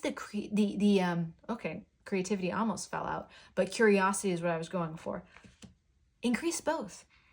Instead of, I don't think you shy away from making hard decisions and calling shots, but I think maybe, my beautiful Amethyst crew, sometimes you shy away from recognizing your own power and recognizing that you have the power to change these shots that you call. So as you become the Seeker, be curious, not afraid. We will release today that fear of not being able to move forward, or it's not that you can't move forward. I think you're great at moving forward. Let's rewind. Can you move backward? Let's rewind. Release the fear of recognizing your own power and recognizing that you can change the shots you call, and instead getting curious. Because here with the 4 and 5 of Pentacles, they're saying, okay, we're either holding on and gripping or giving too much. Somehow that's part of our leadership role, either at work or at home or in our social circle. Now Spirit's saying, what if we change that? What if we went from a 5 of Pentacles energy and a 4 of Pentacles energy to an energy of getting curious about our current state, curious about what we have to give, and if it's nothing, an emperor can totally ask for favors and give commands and have demands and ask to receive certain things. So get curious about where you can actually give a command with your authority that's presently allotted to you to receive what you need to receive in order to be at peace. Because that's the pass through the exorcist and get to the other side where you're the Seeker and the Messiah. This is an exhilarating road, but it's a peaceful road. The Seeker is not overworking. The Messiah is not overworking. These two archetypes are receiving. That is your buzzword, my beautiful Amethyst crew. Receive. Because the Seeker receives knowledge, goes out and finds it, yes, but then in order to get it, has to receive it. And the Messiah receives insights, wisdom, love, and then passes it on to other people. Then serves humanity with humility. So we're going to pop these cards over to the left and look at the emotions that trigger some kind of imbalance. Hurt, anxious, anxiety. So this goes back to nervous system. Nervous. Well, Spirit is very funny around me, which I really appreciate, and probably around you too. So 2 things stand out to me here: hurt and hesitation. Now, I know that there's an Emperor in you, my beautiful Amethyst crew. So the hesitation isn't to call the shots. You've got, again, fast-moving energies here. Whatever they are in your chart, there is some kind of fire and air. So the hesitancy isn't to call the shots, and it is not to say how you feel and reveal your emotion, because we've got the Fool. The hesitancy is, are they going to, again, it's the hurt. Are they going to hurt me by not giving me what I ask for? So I'll just skip all that and I won't ask for anything. It's brilliant, Amethyst crew. You're a genius. Because truly, intellectually, that's a great way to avoid being hurt. Just don't ask for anything. You are a genius. But you're also so worthy of love, and so worthy above love. Above love. Is there anything above love? You might be. You're so worthy of receiving love above all else, including above your own fear. So hesitant, you are being driven by fear, goes back to be curious, not afraid. You're here to evolve. You're not allowing yourself to move forward. Find out the reasons why. Fear of change, fear of rejection. Experience everything, learn, and build the best version of yourself. That's the seeker that you're becoming. The seeker learns everything and builds the best version of themselves because they're actively seeking truth. I can see that the hesitancy is to be hurt. Strength is releasing that emotional pain. Hurt is your perception and your past experiences resulting in these strong emotions. So my beautiful, beautiful Amethyst crew, at some point, someone didn't give. They were withholding. They were doing a little bit of this Four of Pentacles energy, actually quite a lot of bit of it, to a hurtful degree. But that time is over now. And you are entering a solstice and a time of change in which you can ask for and respectfully demand that your needs be met as you identify them through seeking. And then you hold out your hand and say, please, give to me. And also, please forgive my hands, because we've taken up rock climbing. So just side note, but actually maybe totally relevant here. Climbing a rock, that might feel like what it's like at first. This seeker is also climbing up an incline. In order to fortify yourself for the journey, we're looking at these 2 energies of anxiety and nervousness. Now, Spirit was already talking about your nervous system to me and talking about regulating that so that you can hold the light, that you can hold what is given to you. Here we see your thoughts can ease this feeling. Change your thinking to make it work on your behalf. What area of yourself makes you feel this? Lack of confidence, uncertainty? When I see nervous, I think and I feel that there is also some nervous energy that comes as a byproduct of overgiving and also holding on. Because if we're not, it has to do with our breathing. If we're not breathing in and breathing out rhythmically and powerfully on both the inhale and the exhale, we see this type of disruption in our ability to give energy and receive energy. Breathing can be a huge regulator of this. So I think nervous system, when I see nervous, because I see the imbalance here. Back to my prior non-medical recommendation, if you decide to give breathwork a chance and a try, perhaps regularly for perhaps 7 days, you will immediately notice the regulation of your ability to give energy and receive energy. The breath is almost like your own personal ocean. And as the tide goes in and the tide goes out at an even keel, it changes every bit of functioning within your body. Anxious. You anticipate something that may or may not happen. It's overriding your thoughts, leading to physical symptoms of rapid heart rate and breathing. Feel your pulse, bring it down to a natural slow rhythm. I love this card, but I'm going to say I know from experience that that's easier said than done. So, Spirit says, and I also say, consider devoting yourself to a practice that physically calms your respiration, that's your breathing, and your circulatory system, that's your heart rate. Find a practice that works for you, and in doing so, you are going to see a massive shift in the giving and receiving of your energy. Also, change your processes to habits and routines that are regular, set in place structurally, that do not force you to overgive or hold on to energy and leave yourself out. Going back to that social circle example.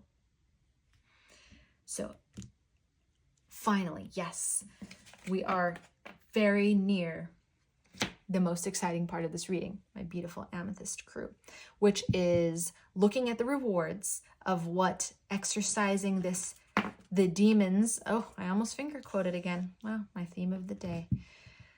Exercising the demons of overgiving, undergiving, and fear of asking for what you desire. What are the rewards of that? What is Spirit going to provide to you as a result of going through this shift? What can you expect to see in this solstice as a result of this integration?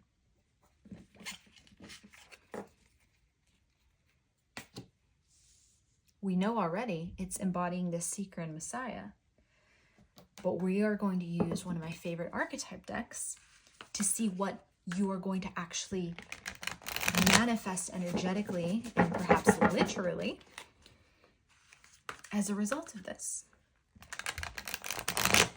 So how are you doing, my beautiful Amethyst Crew? Are you breathing deep? Let's do a little bit of deep breathing right here, right now. Let's inhale to the count of 7. A 1, a 2, a 1, 2, 3, and inhale. And go ahead and hold for 3 with me at the top of the inhale. 1, 2, 3, and sigh it out. We're going to do that 2 more times. Inhale to the count of 7.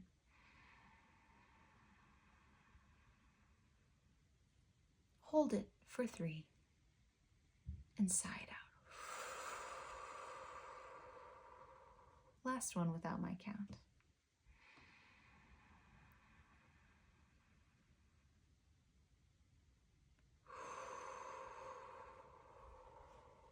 You are so worthy of love, beautiful Amethyst Crew. My goodness. Literally above anything else in this universe.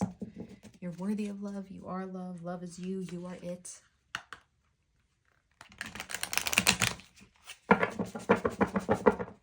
So, Spirit, what rewards is my beautiful Amethyst Crew reaping as a result of letting go of the demons of overgiving and trying to self-protect that energy by some energy hoarding? What rewards are coming out by changing their routine? By learning to recognize those emotional triggers?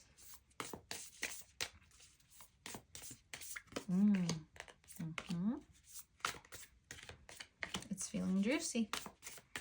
Oh, so juicy. Oh my goodness, yes. And even Spirit wants to give and give. And as I always feel for a general reading, which is new territory for me. Historically, for the past decade, it's been one-on-ones. But I'm realizing that the co-creation of a general reading is so immense because of all the perspectives that we could literally go on and on all night. And maybe one of these days we're going to. Stay tuned. The shadow integration, I love it. The judge. Ooh, 2 big contrasts coming into balance immediately. The self. Oh, my beautiful Amethyst Crew, you are in for a treat. The bardo, so the place where dead things go. And the underworld. I love this. Okay, so my beautiful Amethyst Crew, here's what I'm seeing: an incredibly powerful shift and transformation. First thing that Spirit's letting me know is latent psychic abilities. Now, I say latent, that was my own addition. Let's just strike that from the record, Spirit. I don't mean that you don't know about them, because you might. You might already know. You might be like, whoa, I chose Amethyst for a reason, little reader, because I feel all the things. And I feel that from you too. With that being said, as you increase your I'm sorry, not your giving, because you're giving all over the place here, which is incredible. But as you increase your receiving capability, you are going to be receiving, it looks like, mediumship abilities if you don't already have them, because we've got the Bardo and the Underworld. The Bardo is incredibly related to the Underworld. It is a passageway into the great beyond where dead things go. And it can include revelations from the dead. It can have to do with insights into death itself, into rebirth itself, and into shadow. In the Underworld, a very similar concept, although this has, in my psychic perception, more of a physical quality to it. So the Bardo is like the spiritual underworld, and the Underworld can literally be death, decay, rot in the physical realm. But with, of course, everything physical has a spiritual component to it, a spiritual counterpart, if you will. So I get double whammy mediumship vibes, because this is like messages being received from the other side. Mediumship is precisely this gift. It's being able to receive messages from those who have passed, from disembodied spirits, from thought forms, from archetypes, huge archetypes like Jesus as an archetype or Kali as an archetype. We can get more into the semantics and lessons on that at another time, but suffice it to say, beautiful Amethyst Crew, messages from the other side and or huge generational trauma healing.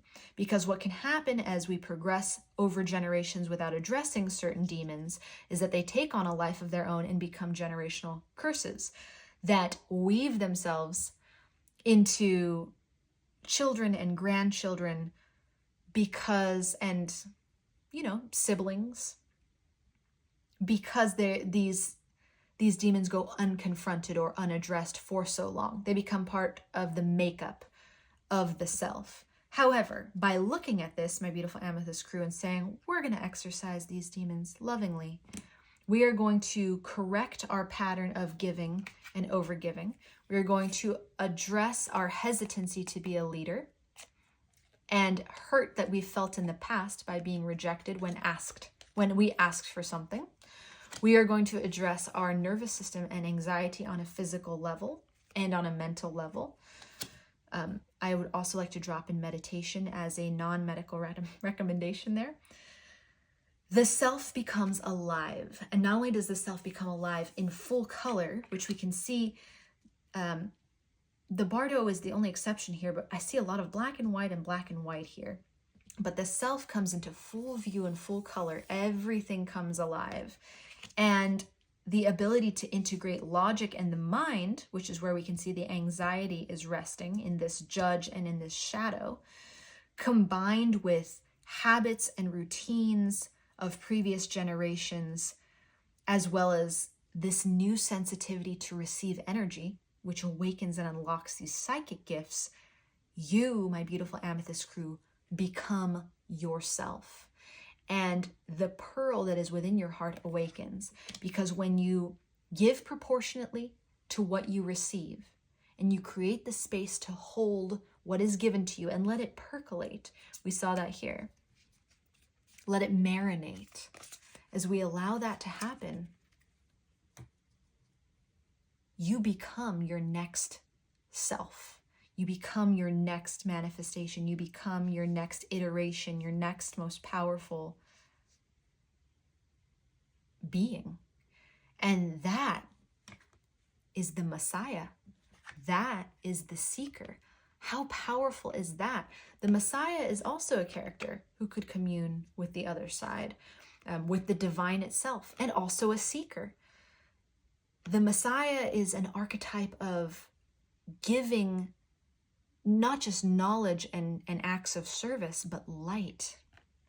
It's an incredibly powerful gift. And we see that seeker archetype here, which again, I feel is collective energy. It's a whole shift. You are part of, and you are leading a global energetic consciousness shift. Not to, blow the smoke or anything, Amethyst Crew, but as you realize your own worthiness of love, and as you pour into yourself, and as you develop this ability, you are putting the judge and the shadow to rest, which are archetypes that have been so prevalent in every society across the globe. And you are tapping into unseen wisdom unseen knowledge and breaking through these generational curses to become the next version of yourself. Some might say the fifth dimensional consciousness or higher. Some might say your higher self would be the terminology they would use. I would say you align with the love that is you. And the more and more and more you align with the love that is you, my beautiful Amethyst Crew, the more infinite and powerful you become. So we're going to close this bad boy, this good boy, bad boy, big boy for sure, with a prayer. I don't have a candle, so we're going to use one in our minds. So if you'll follow me on this little meditation journey, we're going to say a prayer to integrate, to release the demons, to integrate right here, right now, quantum style, my favorite. And by assimilating and I almost said acknowledging. It's not just acknowledging. It's assimilating and, man, the psychology terminology sometimes flies out the window in the face of channeling. But if anyone knows, please drop it in the comments. There are two types of ways to take in new information: assimilation and blank. It also starts with A. Anyway, as we do that, quantum shifts. The knowledge light turns on in the mind. The mental body is awakened. The emotional body takes it in. And then it begins to disseminate throughout the physicality. Next thing you know, you're a new creature. So close your eyes and take a deep breath in with me. I get excited. And let it go. Don't close your eyes if you're driving. Open them back up. But if you aren't and you're here with me, see a flame turn on in your mind's eye. Bing! And we're going to say, Spirit, we ask that my Amethyst Crew be filled with the light of self-love. Then it travels right to their heart, where they awaken the knowledge that they are worthy of holding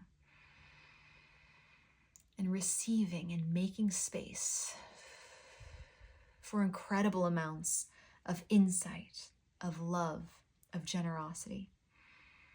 And that they were always meant to receive and always meant to have the power to ask for what they desired, ask for what they needed. And we ask that you remind them of that power now, Spirit.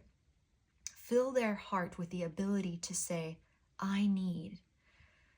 Fill their heart with the love required to pour into themselves all that they might give away the moment they get it. Instead, to marinate with it, sit with it, wiggle around in it, feel it, become it.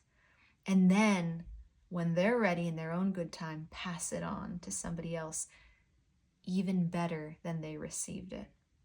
Fill my Amethyst Crew with that power, Spirit, to be the great receiver, which will only enhance their giving abilities.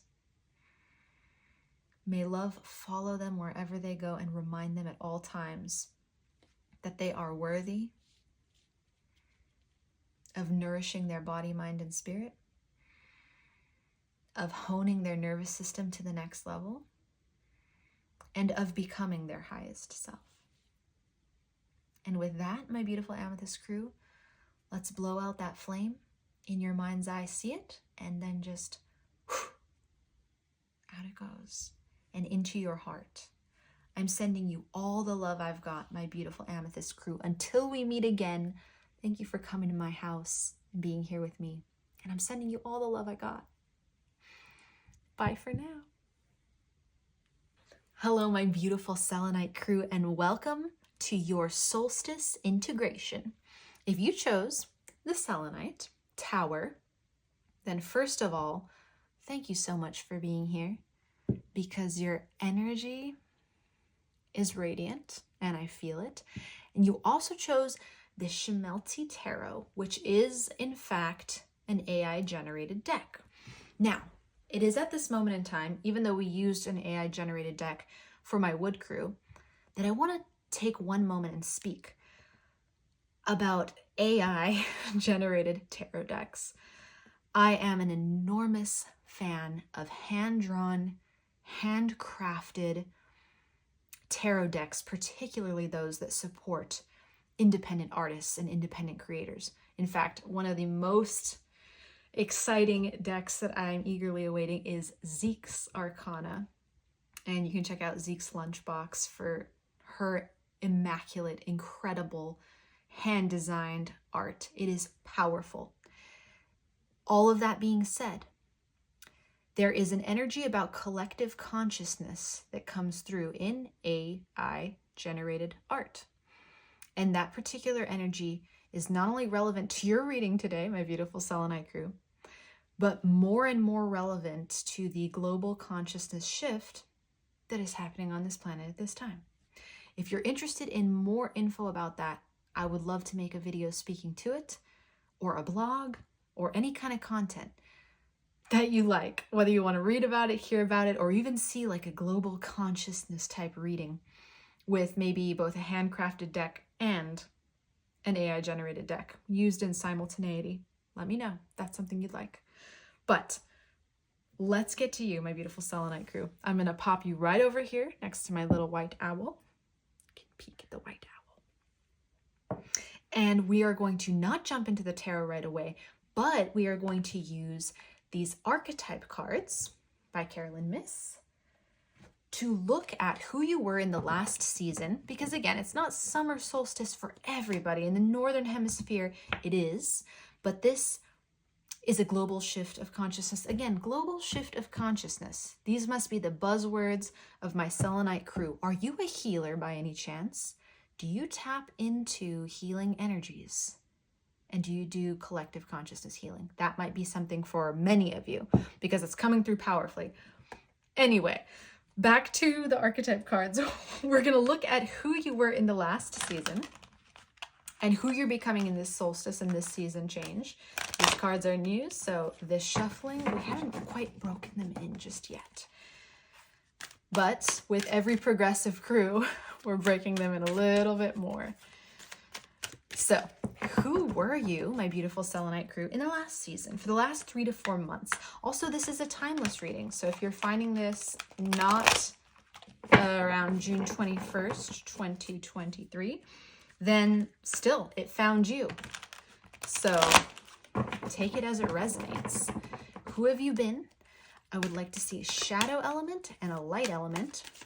And then who are you becoming for this solstice, and what do you have to integrate to get there?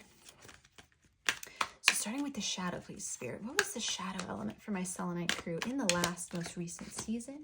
And what was the light element or elements? Oh, there we go. And of course, it's 2. Now, what is the shadow element that my beautiful Selenite Crew is integrating to become this powerful being in this solstice and to bring in this powerful new energy? So, Sound of Music reference, of course. Let's start at the very beginning. Oh, so Thief was our shadow attribute. And then we have Advocate for our light attribute and Child Magical for our light attribute. Okay, and what shadow are we integrating? God. Okay. And then Engineer and King are what we are moving into with this solstice. This is such powerful energy, my beautiful Selenite Crew. And let me just say, you are so worthy of love. Now, you know that already, don't you? Because I am doubling down on what I said about healing energy and doubling down on what I said about you doing healing work for the collective consciousness. Not only do I get those vibes personally as I sit here with you, and yes, we are co-creating, you and I, together with an enormous group in a collective reading, in a general reading, but for so many of you, you were drawn here and drawn to Selenite precisely because of your innate healing power and because of your psychic sensitivity and attunement.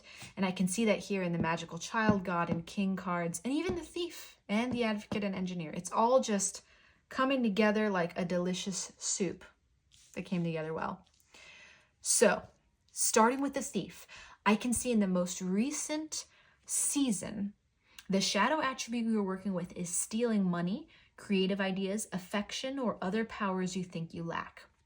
Now, that may resonate right on point for some of you, my beautiful Selenite Crew, but the sense that I'm getting as I hold your energy here and touch you through the screen, psychically, if you'll allow me, is that it was more of a heavy emphasis on manifestation. So what we might call in the spiritual community a lack mentality, and this need to manifest things that you feel like you did not have or were lacking, to obviously then feel like you did have them, to meet certain emotional or material or spiritual needs or physical needs. How could I forget that?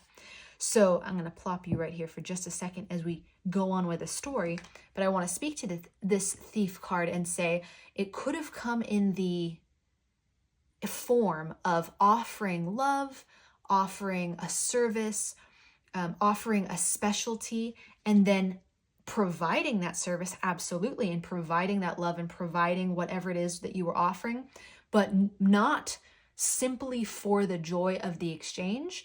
The intention could have been strained because it was like, I have to do this though to earn, either to earn my living or to meet my physical need or my emotional need or whatever need this is.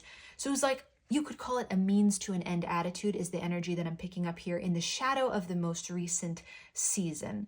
And this, I think, is particularly common for our self-employed family, for those who are creatives, because when the natural innate river runs dry for whatever reason, it can become tempting to, in a way, co-opt our own skills and continue to offer them, but not with the same inherent resonance properties, not with the same loving motivation. And it's not that the love is gone. I'm not saying that at all, because you, my Selenite crew, are overflowing with love and the desire to give. It is that it's more like the well has run dry of resources. And that can be a self-love, easily solved self-love thing that either means new routines, new patterns, new habits, new ways of looking at ourselves. We're going to see. But looking at both my Amethyst crew and my Wood crew, there is a self-love revolution going on amongst my little reader family. And I could not be more excited about that, because self-love is, as the kids say, where it's at. Anyway, segue corrected. I said long and winding road at the beginning of this entire reading, and I meant it. I think if I'm developing any kind of signature in these general readings, it is that it's a long and winding road to whatever destination we're going to. But thank you so much for being here. Now, looking at your light, you healer you. We have the Advocate, so inspires you to put compassion into action. What a heart. What a heart chakra. This is an awakened heart, an individual, you, my beautiful Selenite crew, who brings such an essence of light to everything that you do.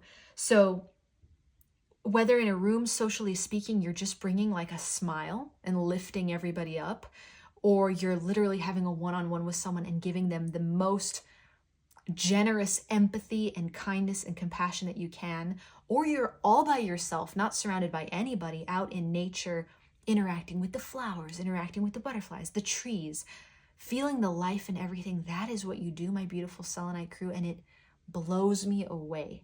It is so necessary and so beautiful, and it's magical, for lack of a better word. It's magical. So let me put you back down real quick, because here we go on another tangent, and talk about the light that was you in the most recent season. You put compassion into action, and you saw the potential for sacred beauty in all things, and developed this belief that anything is possible.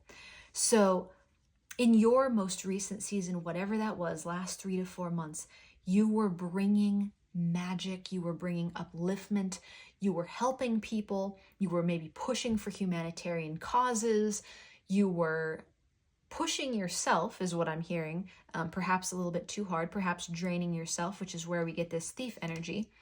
Ultimately, may have just been thieving from yourself, your own energy, like taking away from yourself to give to others, all to create this magic.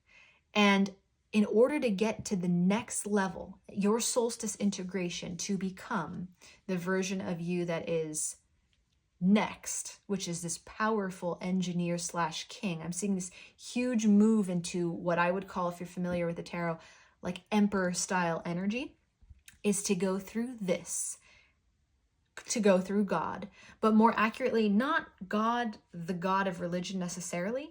It's this idea of using power to control people. Now, my beautiful Selenite crew, I can feel the power of you. And typically I sense with fellow healers and fellow intuitives, as our light and our capacity for light increases, so does our capacity for shadow increase. And in the very simple little switch of a flip, no, well, literally flip of a switch, but I actually switched and flipped that. That was pretty funny. In the flip of a switch, thanks for going there with me, we can go from this light, beautiful, not to say that only light is beautiful, because I find so much beauty in the shadow, but this really bright, magical, advocate style persona into this thief. In fact, we see it right here. So let me set you down for another second. We see here, if I can play with the cards a little bit to create a story, to illustrate, that God in its light form is this benevolence and compassion, this magical, eternal force here that we see. And then in its dark shadow, despotism, a word that I will admit I've never heard or used to date in this lifetime, and cruelty, and using power to control people, which is like the thief. So we already see like this dynamic is something you've been experiencing and playing with and living through in the last 3 to 4 months, and it's coming to an end in order to take you to this next level. So again, in the flip of a switch, particularly healers who develop all this light and magnetism and power and learn to work with the divine, when the kind of ego surfaces, or when we get really back in touch with the 3D material realm, especially if we feel like we don't have enough, it is so easy to switch into this thief archetype. And you even see it with some spiritual teachers, historically speaking. If you look across different religions and modalities and belief systems, there have been controversial spiritual teachers, priests, leaders, people in high positions that generally are meant to wield light or represent God, who can switch into this almost like megalomaniac or sociopathic perspective. And it's just, again, because that capacity for energy has been increasing and increasing and increasing. And if the foundation to keep it on that quote unquote light path, but we don't have to say light, that balanced mastery, if that starts to fall toward the physical, that knowledge can be used for shadow purposes. So that's all we're seeing here. It's a very common graduation point, particularly for healers, psychics, humanitarians, people full of compassion and love, because once again, the more energy we have the capacity to hold, it rises for both shadow and light. A beautiful thing indeed. Poetic. So here we go with this God complex is coming to me, with this God complex, but I don't think it's a complex, my beautiful Selenite crew. I think it's a consideration and a point of awareness. And once we see it, we're going to transition. So instead of using power to control people, we are going to find out what advice Spirit has to you. I think we're going to go straight to this creativity compass. And then we'll look at the tarot. I'm not sure what question I want to ask with the tarot yet. But I want to see what blocks are contributing directly to this shadow attribute of using power for control. Because here we see in the next iteration of you in this solstice, starting June 21st, 2023, we see the light attributes of the ability to give creative energy a practical expression, and enlightened, benevolent leadership benefiting those in your charge. So the engineer and the king, incredibly powerful energies, and they speak to that spiritual journey we just talked about, where it's like you level up to the next layer of influence and power. We're gonna really need to put a loving eye on this thief archetype, so that as the king, it never defaults back to taking away from individuals or from ourselves. And it never defaults back to the shadow of controlling others or over controlling and micromanaging ourselves. So let's see what blocks and what energy is contributing to this shadow here, my beautiful Selenite crew, so that we can quantumly just flow through it lovingly today. By the end of today's reading, my vision for us is that we have integrated you, prepared you for the solstice, and we send you on your way to see what the engineer and king life is like. And you can always come report back because I would love to know. Okay, you go there. And what else, Spirit? What other blocks or wisdom or advice are contributing to this? The shadow of God, which is like such an ultimate energy. For you, my beautiful Selenite crew, I get tons of what I call, well, I just made this up right now, ultimate energy. It's like this, the type of energy that some people dream of having just flows through you pretty much innately. Not to say that it was developed without effort, because I sense much effort and much care has gone into your entire journey, and you are an individual who is very mindful and careful of the way that you treat others, because you're mindful and careful of the way you'd like to be treated, which I love. So that intensity, I think, is why this is being brought to our attention. Dreaming, calling, experience, and critic. Okay, so these are the contributing energies and factors to this shadow of this God energy, this ultimate energy. I like this because I like how they both make a circle. So, dreaming, sustaining, affirming, hopeful, playful. Dreaming is useful, not fanciful. So it's interesting. When I think of an engineer and a king, I don't typically think of illusions and dreaming and fanciful feminine energy. I almost get this like masculine, and when I say masculine, it doesn't have to be associated with men. I mean a yang or yan energy that is projective, that is logical and analytical. Here we see a shadow attribute in this God card is dreaming. Dreaming is useful, not fanciful. This advice, I believe, is saying, make your dreaming useful, my beautiful Selenite crew, who, by the way, deserves so much love above all else. Make your dreaming useful, because what might be happening right now, I'm hearing the word carelessness, and I know that you're careful, and I know that your awareness is honed to mind your ripple. But I know that when you or I or anyone else gets tired, it's easy for there to be a little bit of carelessness, and easy for us to slip into this state of dreaming not to create, but dreaming to escape. And earlier when I saw this thief card, the first thing that came up was manifestation. And manifestation can be used as a way to escape reality. Because if our energy becomes devoted to building a reality that's not here present with us, much of us escapes into the mental plane. Much of our energies escape into the mental plane. It's also kind of tricky to manifest exclusively on the mental plane. So that can become a loop. Powerful integrated manifestation happens in the emotional body and in the mental body and in the physical body. And it happens usually very naturally without devoted effort. So if we've been dreaming and we've been trying to manifest and trying to make ends meet by providing services, but not from a heart space, but from a place of need or some other agenda, that's the first thing that's contributing to this shadow attribute here. The next is calling, and that is going with the dreaming card. So it's the same thing we just said, which is, my beautiful Selenite crew, it is, you are so worthy of doing things simply because you've been called to do them. And your destiny is to be the architect of your reality through your natural leadership, compassion, and benevolence, not through any forcing that's going on here, whether that's because you're in survival mode to make money, or because you know you have gifts and talents, so you are maybe monetizing them, but your heart is not in them. Your calling may be changing is what I'm hearing. And that might be something that we can ask the tarot about. Yes, let's keep going and see what other juicy things we can find. But your calling may be changing. So, on to the critic and the experience.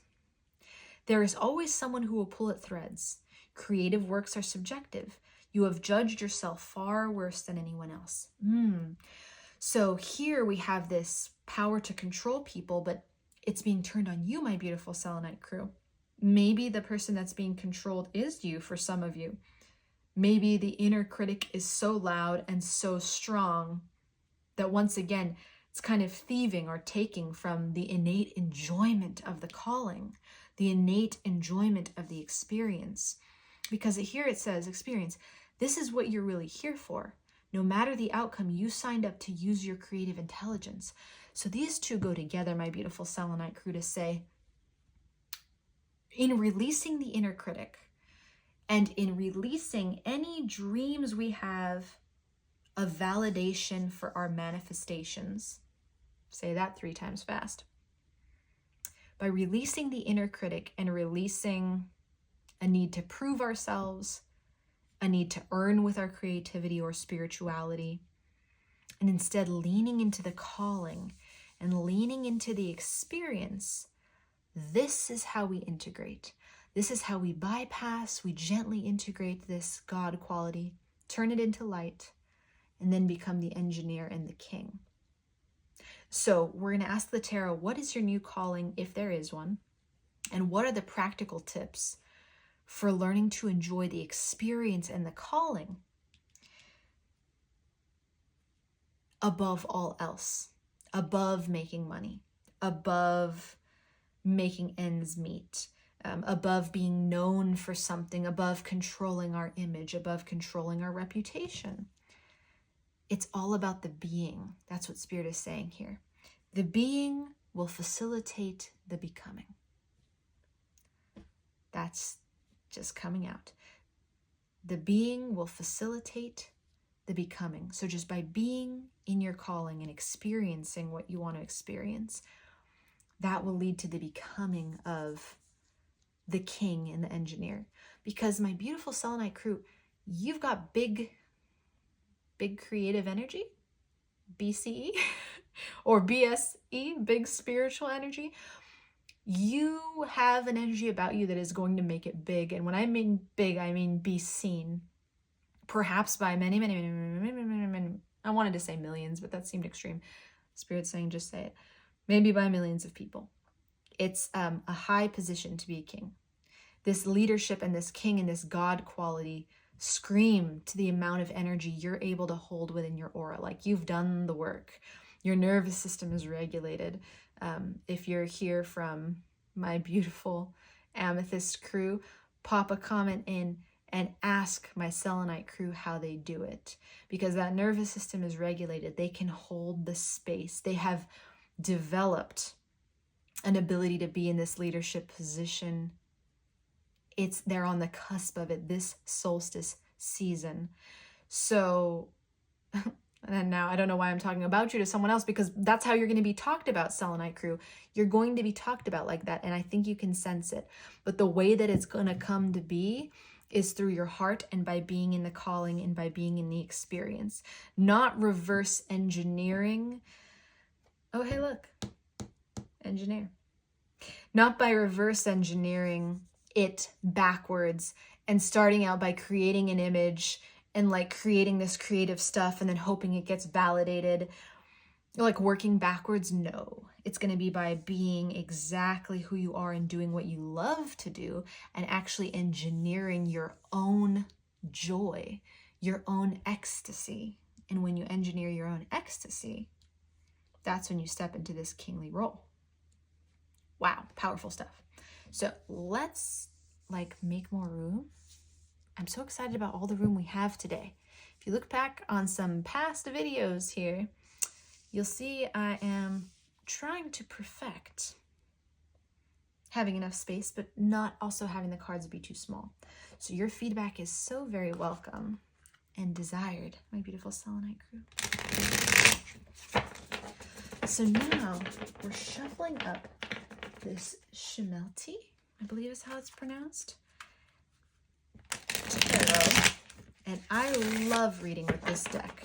I love the artistry, although it is AI generated. And when I say although, you already heard my whole speech about that, so you know I'm a fan and you know why. Just the colors, the energy, again, a great reflector of collective consciousness right now, I feel, which is something I feel you're also interested in, my beautiful Selenite crew. So, what is it? Rephrase. How can my beautiful Selenite crew be in the experience and calling? How can they embrace? First of all, that's just for my own curiosity. I want to know what your calling is. Let's just ask for my own curiosity and for you, in case that calling is changing. Because I think for a select few of you, your calling might be changing from what you once thought it was. So Spirit, what is Selenite Crew's calling changing to, if anything?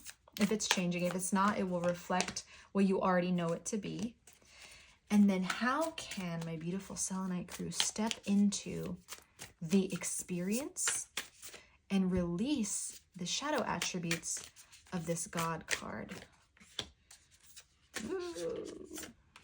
And let's go practical, Spirit. Hit me with some real practical tips. You know what I mean? Like, wash the dishes. Whoa. Do we want that many? Just one that sums up. Yeah, thanks. And let's go back of the deck energy. 5 of Wands. Ooh, okay. So maybe some conflict, maybe some disagreement, maybe some, we're seeing this, okay. What I'm sensing immediately from this 5 of Wands is actually not stooping, lowering yourself into the discourse or the conversation or chatter around what is being discussed about your work, what is being discussed about your offerings, what is being discussed about who you are, what you do, what people think is not relevant to you, my beautiful Selenite crew. It's simply not. I hear from Spirit that Spirit doesn't worry when people criticize Spirit, because Spirit is all people and everything. So Spirit criticizes Spirit, it's just for fun. And the same concept applies here, my beautiful Selenite crew. If you are getting in your head about criticism or people having an opinion about who you are or what you do, a piece of wisdom that's coming to mind from yogic philosophy is Tat Vam Asi. I am that in Sanskrit. That translates to I am that. There is no separation between us and our critics. So in a way, if you do get criticism, it is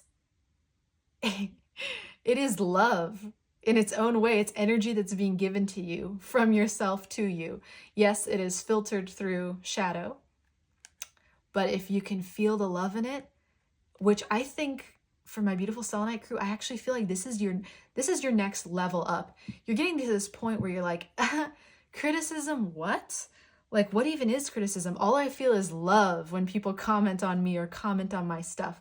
This is your level up. It's like, as the king, of course, you always want to provide and you always want to be a benevolent leader, but you also understand that criticism is par for the course, and if that is a correct turn of phrase, it comes with the territory is what I'm trying to say. And your energy can be so high, my beautiful Selenite crew, that you literally look at creative energy or creative comment if it's a comment, email if it's an email, word of mouth if it's word of mouth, and you're like, oh, all I feel is love. Like, someone took the time for me. All I feel is love from that. That's amazing. So wow, that's something. Starting with your calling. High Priestess in reverse. 2 of Cups in reverse. Why am I not surprised by any of this? And 6 of Wands in reverse, all in reverse.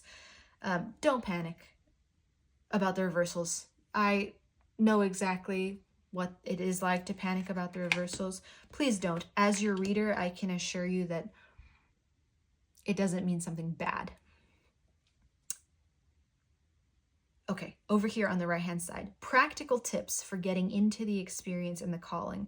We have Strength in the Moon coming right up first and foremost. Page of Cups. Three of Coins. And the Emperor. Okay, King and Emperor energy, Engineer. Did I say that earlier? If I didn't say it out loud, I certainly meant to say it, my beautiful Selenite, was that I was getting like Emperor vibes from this Engineer and King. I might not have said that, but it was in my head. So we're going to come to that in a second, but first we see what is your calling here. So the High Priestess in reverse, the Two of Cups in reverse, and the Six of Wands. All powerful cards, all massively powerful. I'm going to show you some of these just so you can see. We've got the traditional two pillars here. And we've got an individual with a smile on her face. I'd also like to mention that she's the second major arcana archetype. And we also have the Two of Cups here. And then we've got the Six of Wands. Beautiful. So you're a master of attunement, my beautiful Selenite crew. You can flip the switch. We said it earlier. Flipping the switch is a theme with you, my beautiful Selenite crew. You powerful being. Oh, I'm getting a chill. Actually, like 5. Not just one chill, but like many. They've been coming and going. But you can flip the switch on someone's energy and do quantum healing. I'm certain that you're familiar with quantum healing as a concept, and probably when you speak to your guides, your spirit guides, and to spirit itself, you and maybe even extraterrestrial and extra dimensional beings, you are probably receiving upgrades all the time. Maybe this reading is just fun for you because you're like, yep. Knew it. Your intuition is high. You are attuned. So you use your gifts of attunement and intuition to help tune others' energies. And whether that means healing them or speaking a kind, compassionate word to them or blessing them with a dose of magic, your own magic, and saying, okay, like, let's just lay hands on you and, you know, it could be removal of a physical symptom, like align your headache away, or let me hug you and cry it out. And as they are hugging you, they don't realize it, but they're receiving an energetic upgrade. The Two of Cups is you have this incredible ability to lift people up through unity, through coming together. This is why you're their advocate. This is why compassion keeps coming up in your cards, as well as this leadership quality, which is the Six of Wands, trailblazer. Now, this could, for careers, if you're in a calling like this, lawyer comes to mind, therapist comes to mind, family and marriage counseling, or counselor for high school, college, or any education. Or actually, it could be for rehabilitation. You could be a life coach. You could be a guide. You could be an expert at the top of your field, an author, screenwriter, tarot reader, psychic. I mean, any kind of creative. But this energy, if you're not aligned with it right now, this is your next step as you go to the engineer and to the king role. It's becoming either self-employed or amassing an empire, because we see you also here becoming the emperor, amassing an empire and then running it, and not only engineering it, but running it. Your next step is either to branch off on your own completely, kind of the god of your own world, if you will, and turn this gift into a world, once again, with the global and the worldwide. You're about to do something absolutely huge, my beautiful Selenite crew. Also, you could be an entertainer. Forgot to mention that. But you could be an entertainer, actor, singer, musician. With the engineer and king, I also get director, producer vibes, stage managing. Whatever it is, though, you attune emotions, you attune energies, you attune spirit in whatever space that you're in order to facilitate healing and evolution. Absolutely powerful. And as I said about the reversals, it's funny because these are all reversed and these are upright. Once again, speaking to the uniqueness of your energy, my beautiful Selenite crew. What a powerful group. Would you mind just commenting down below and telling me what you do? I would love that. Anyway, I digress. In reverse, the reason we see this here is because your unique skill and gift is when you attune it and you flip the switch, quite literally, you move what is blocked and what is stagnant to the upright position. And interestingly, the advice for you to get through this God shadow attribute in your solstice integration is to flip your own switch. And in order to do your own healing, we're just going to do a little bit of minute changes here and get you to this state of absolute power. I think there is a song called Absolute Power. I really want to say that the artist is Goldfish, or that there's a goldfish on it. There's something about a goldfish involved. Anyway, I recommend it for you, my beautiful Selenite crew. Absolute power is what you are on the precipice of, either in this timeless reading, if you're finding it whenever you're finding it, or for this June 2023, June 21st solstice. A powerful time indeed. So we are simply going to use your own gifts to get you where you're going.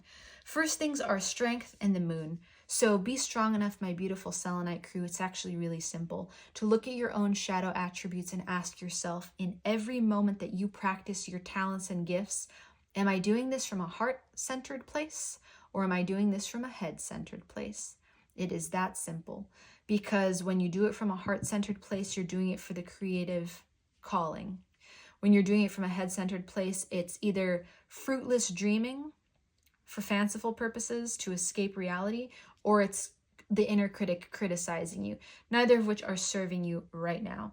So have the strength to look into the moon, into your own shadows. And we almost see this creature here, like certainly not anything I've seen in the third dimension, but kind of similar to some extra dimensional beings. It's like it's howling at the moon, this creature.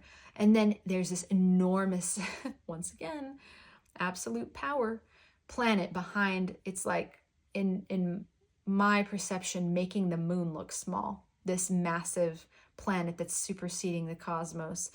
Can you be strong enough? Can you use your strength to look with your own two eyes at yourself in the mirror and say, okay, am I using my head or my heart right now? You will be using your head in the engineering and the ruling of your domain, my beautiful Selenite crew. So it's important that you continue to develop your logic and your gifts. It's also important that you use your heart. Otherwise, there won't be a domain. The domain that you're developing and that you're engineering as we speak right now comes from an act of love. It's the Page of Cups. It comes from an offering from the heart. So yes, develop your logic. Yes, hone and sharpen your intellect, but never ever at the cost of the heart offering of what you're giving, whether that's healing or attunement, whether you're lifting somebody up. Know your own boundaries and self-care. I think you're already a self-care badass. I know it. I'm just here to remind you to brush up on that. Know your boundaries, know your limits, know your bedtimes and your awake times, your meditation times, your reading times. Stay strong with your boundaries. And when you are implementing your self-care, do that from the heart too. Don't just look at self-care as a tool to refuel your battery and then go manifest cool stuff.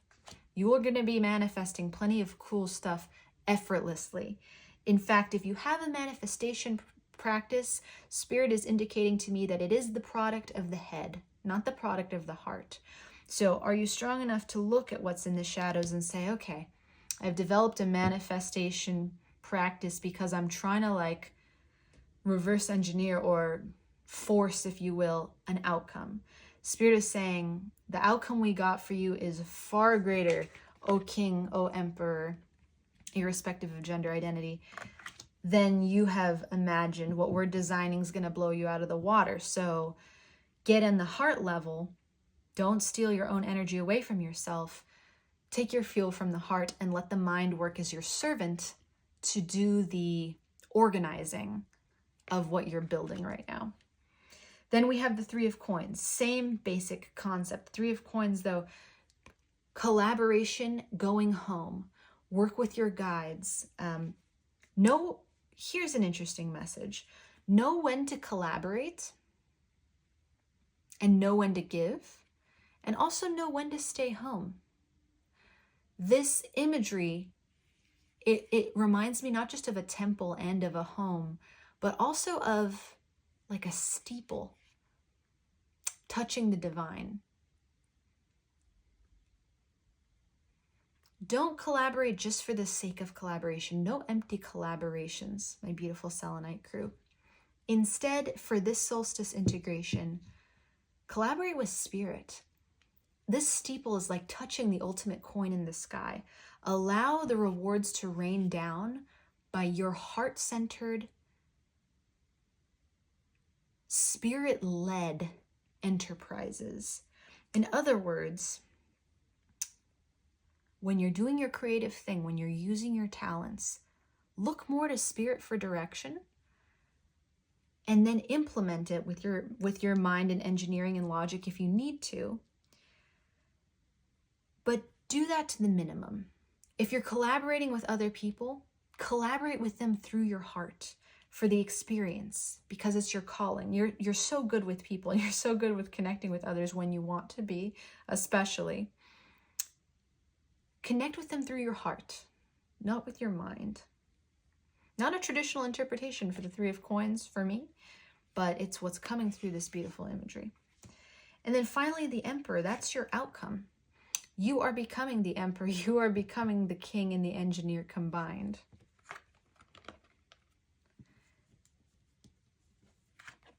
This means to me,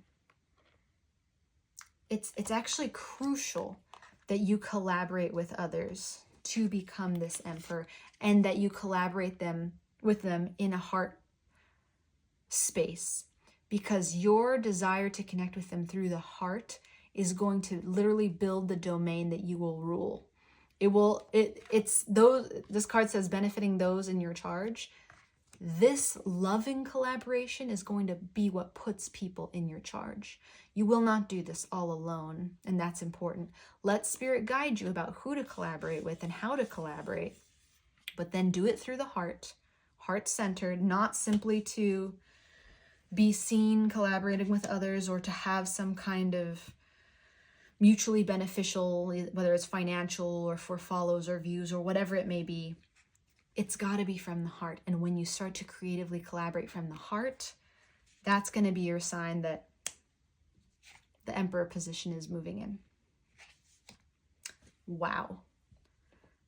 And then the message about the Five of Wands still stands.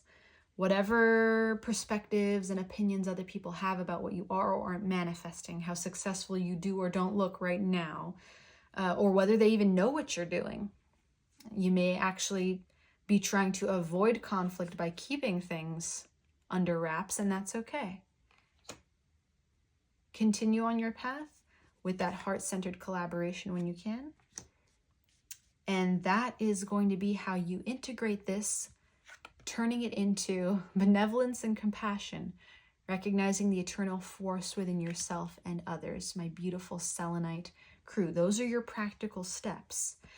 So, we've come a long way on this long and winding road. Let's seal it all in, if you will, with me, with a prayer.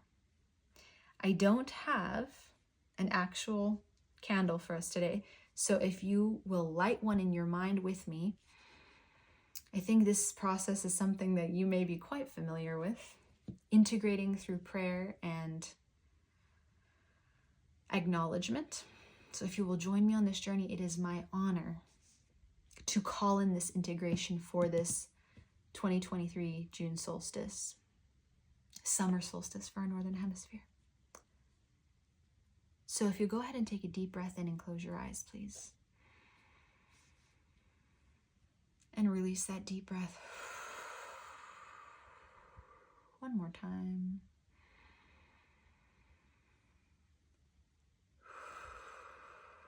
I want you to imagine a candle flickering on in your mind's eye.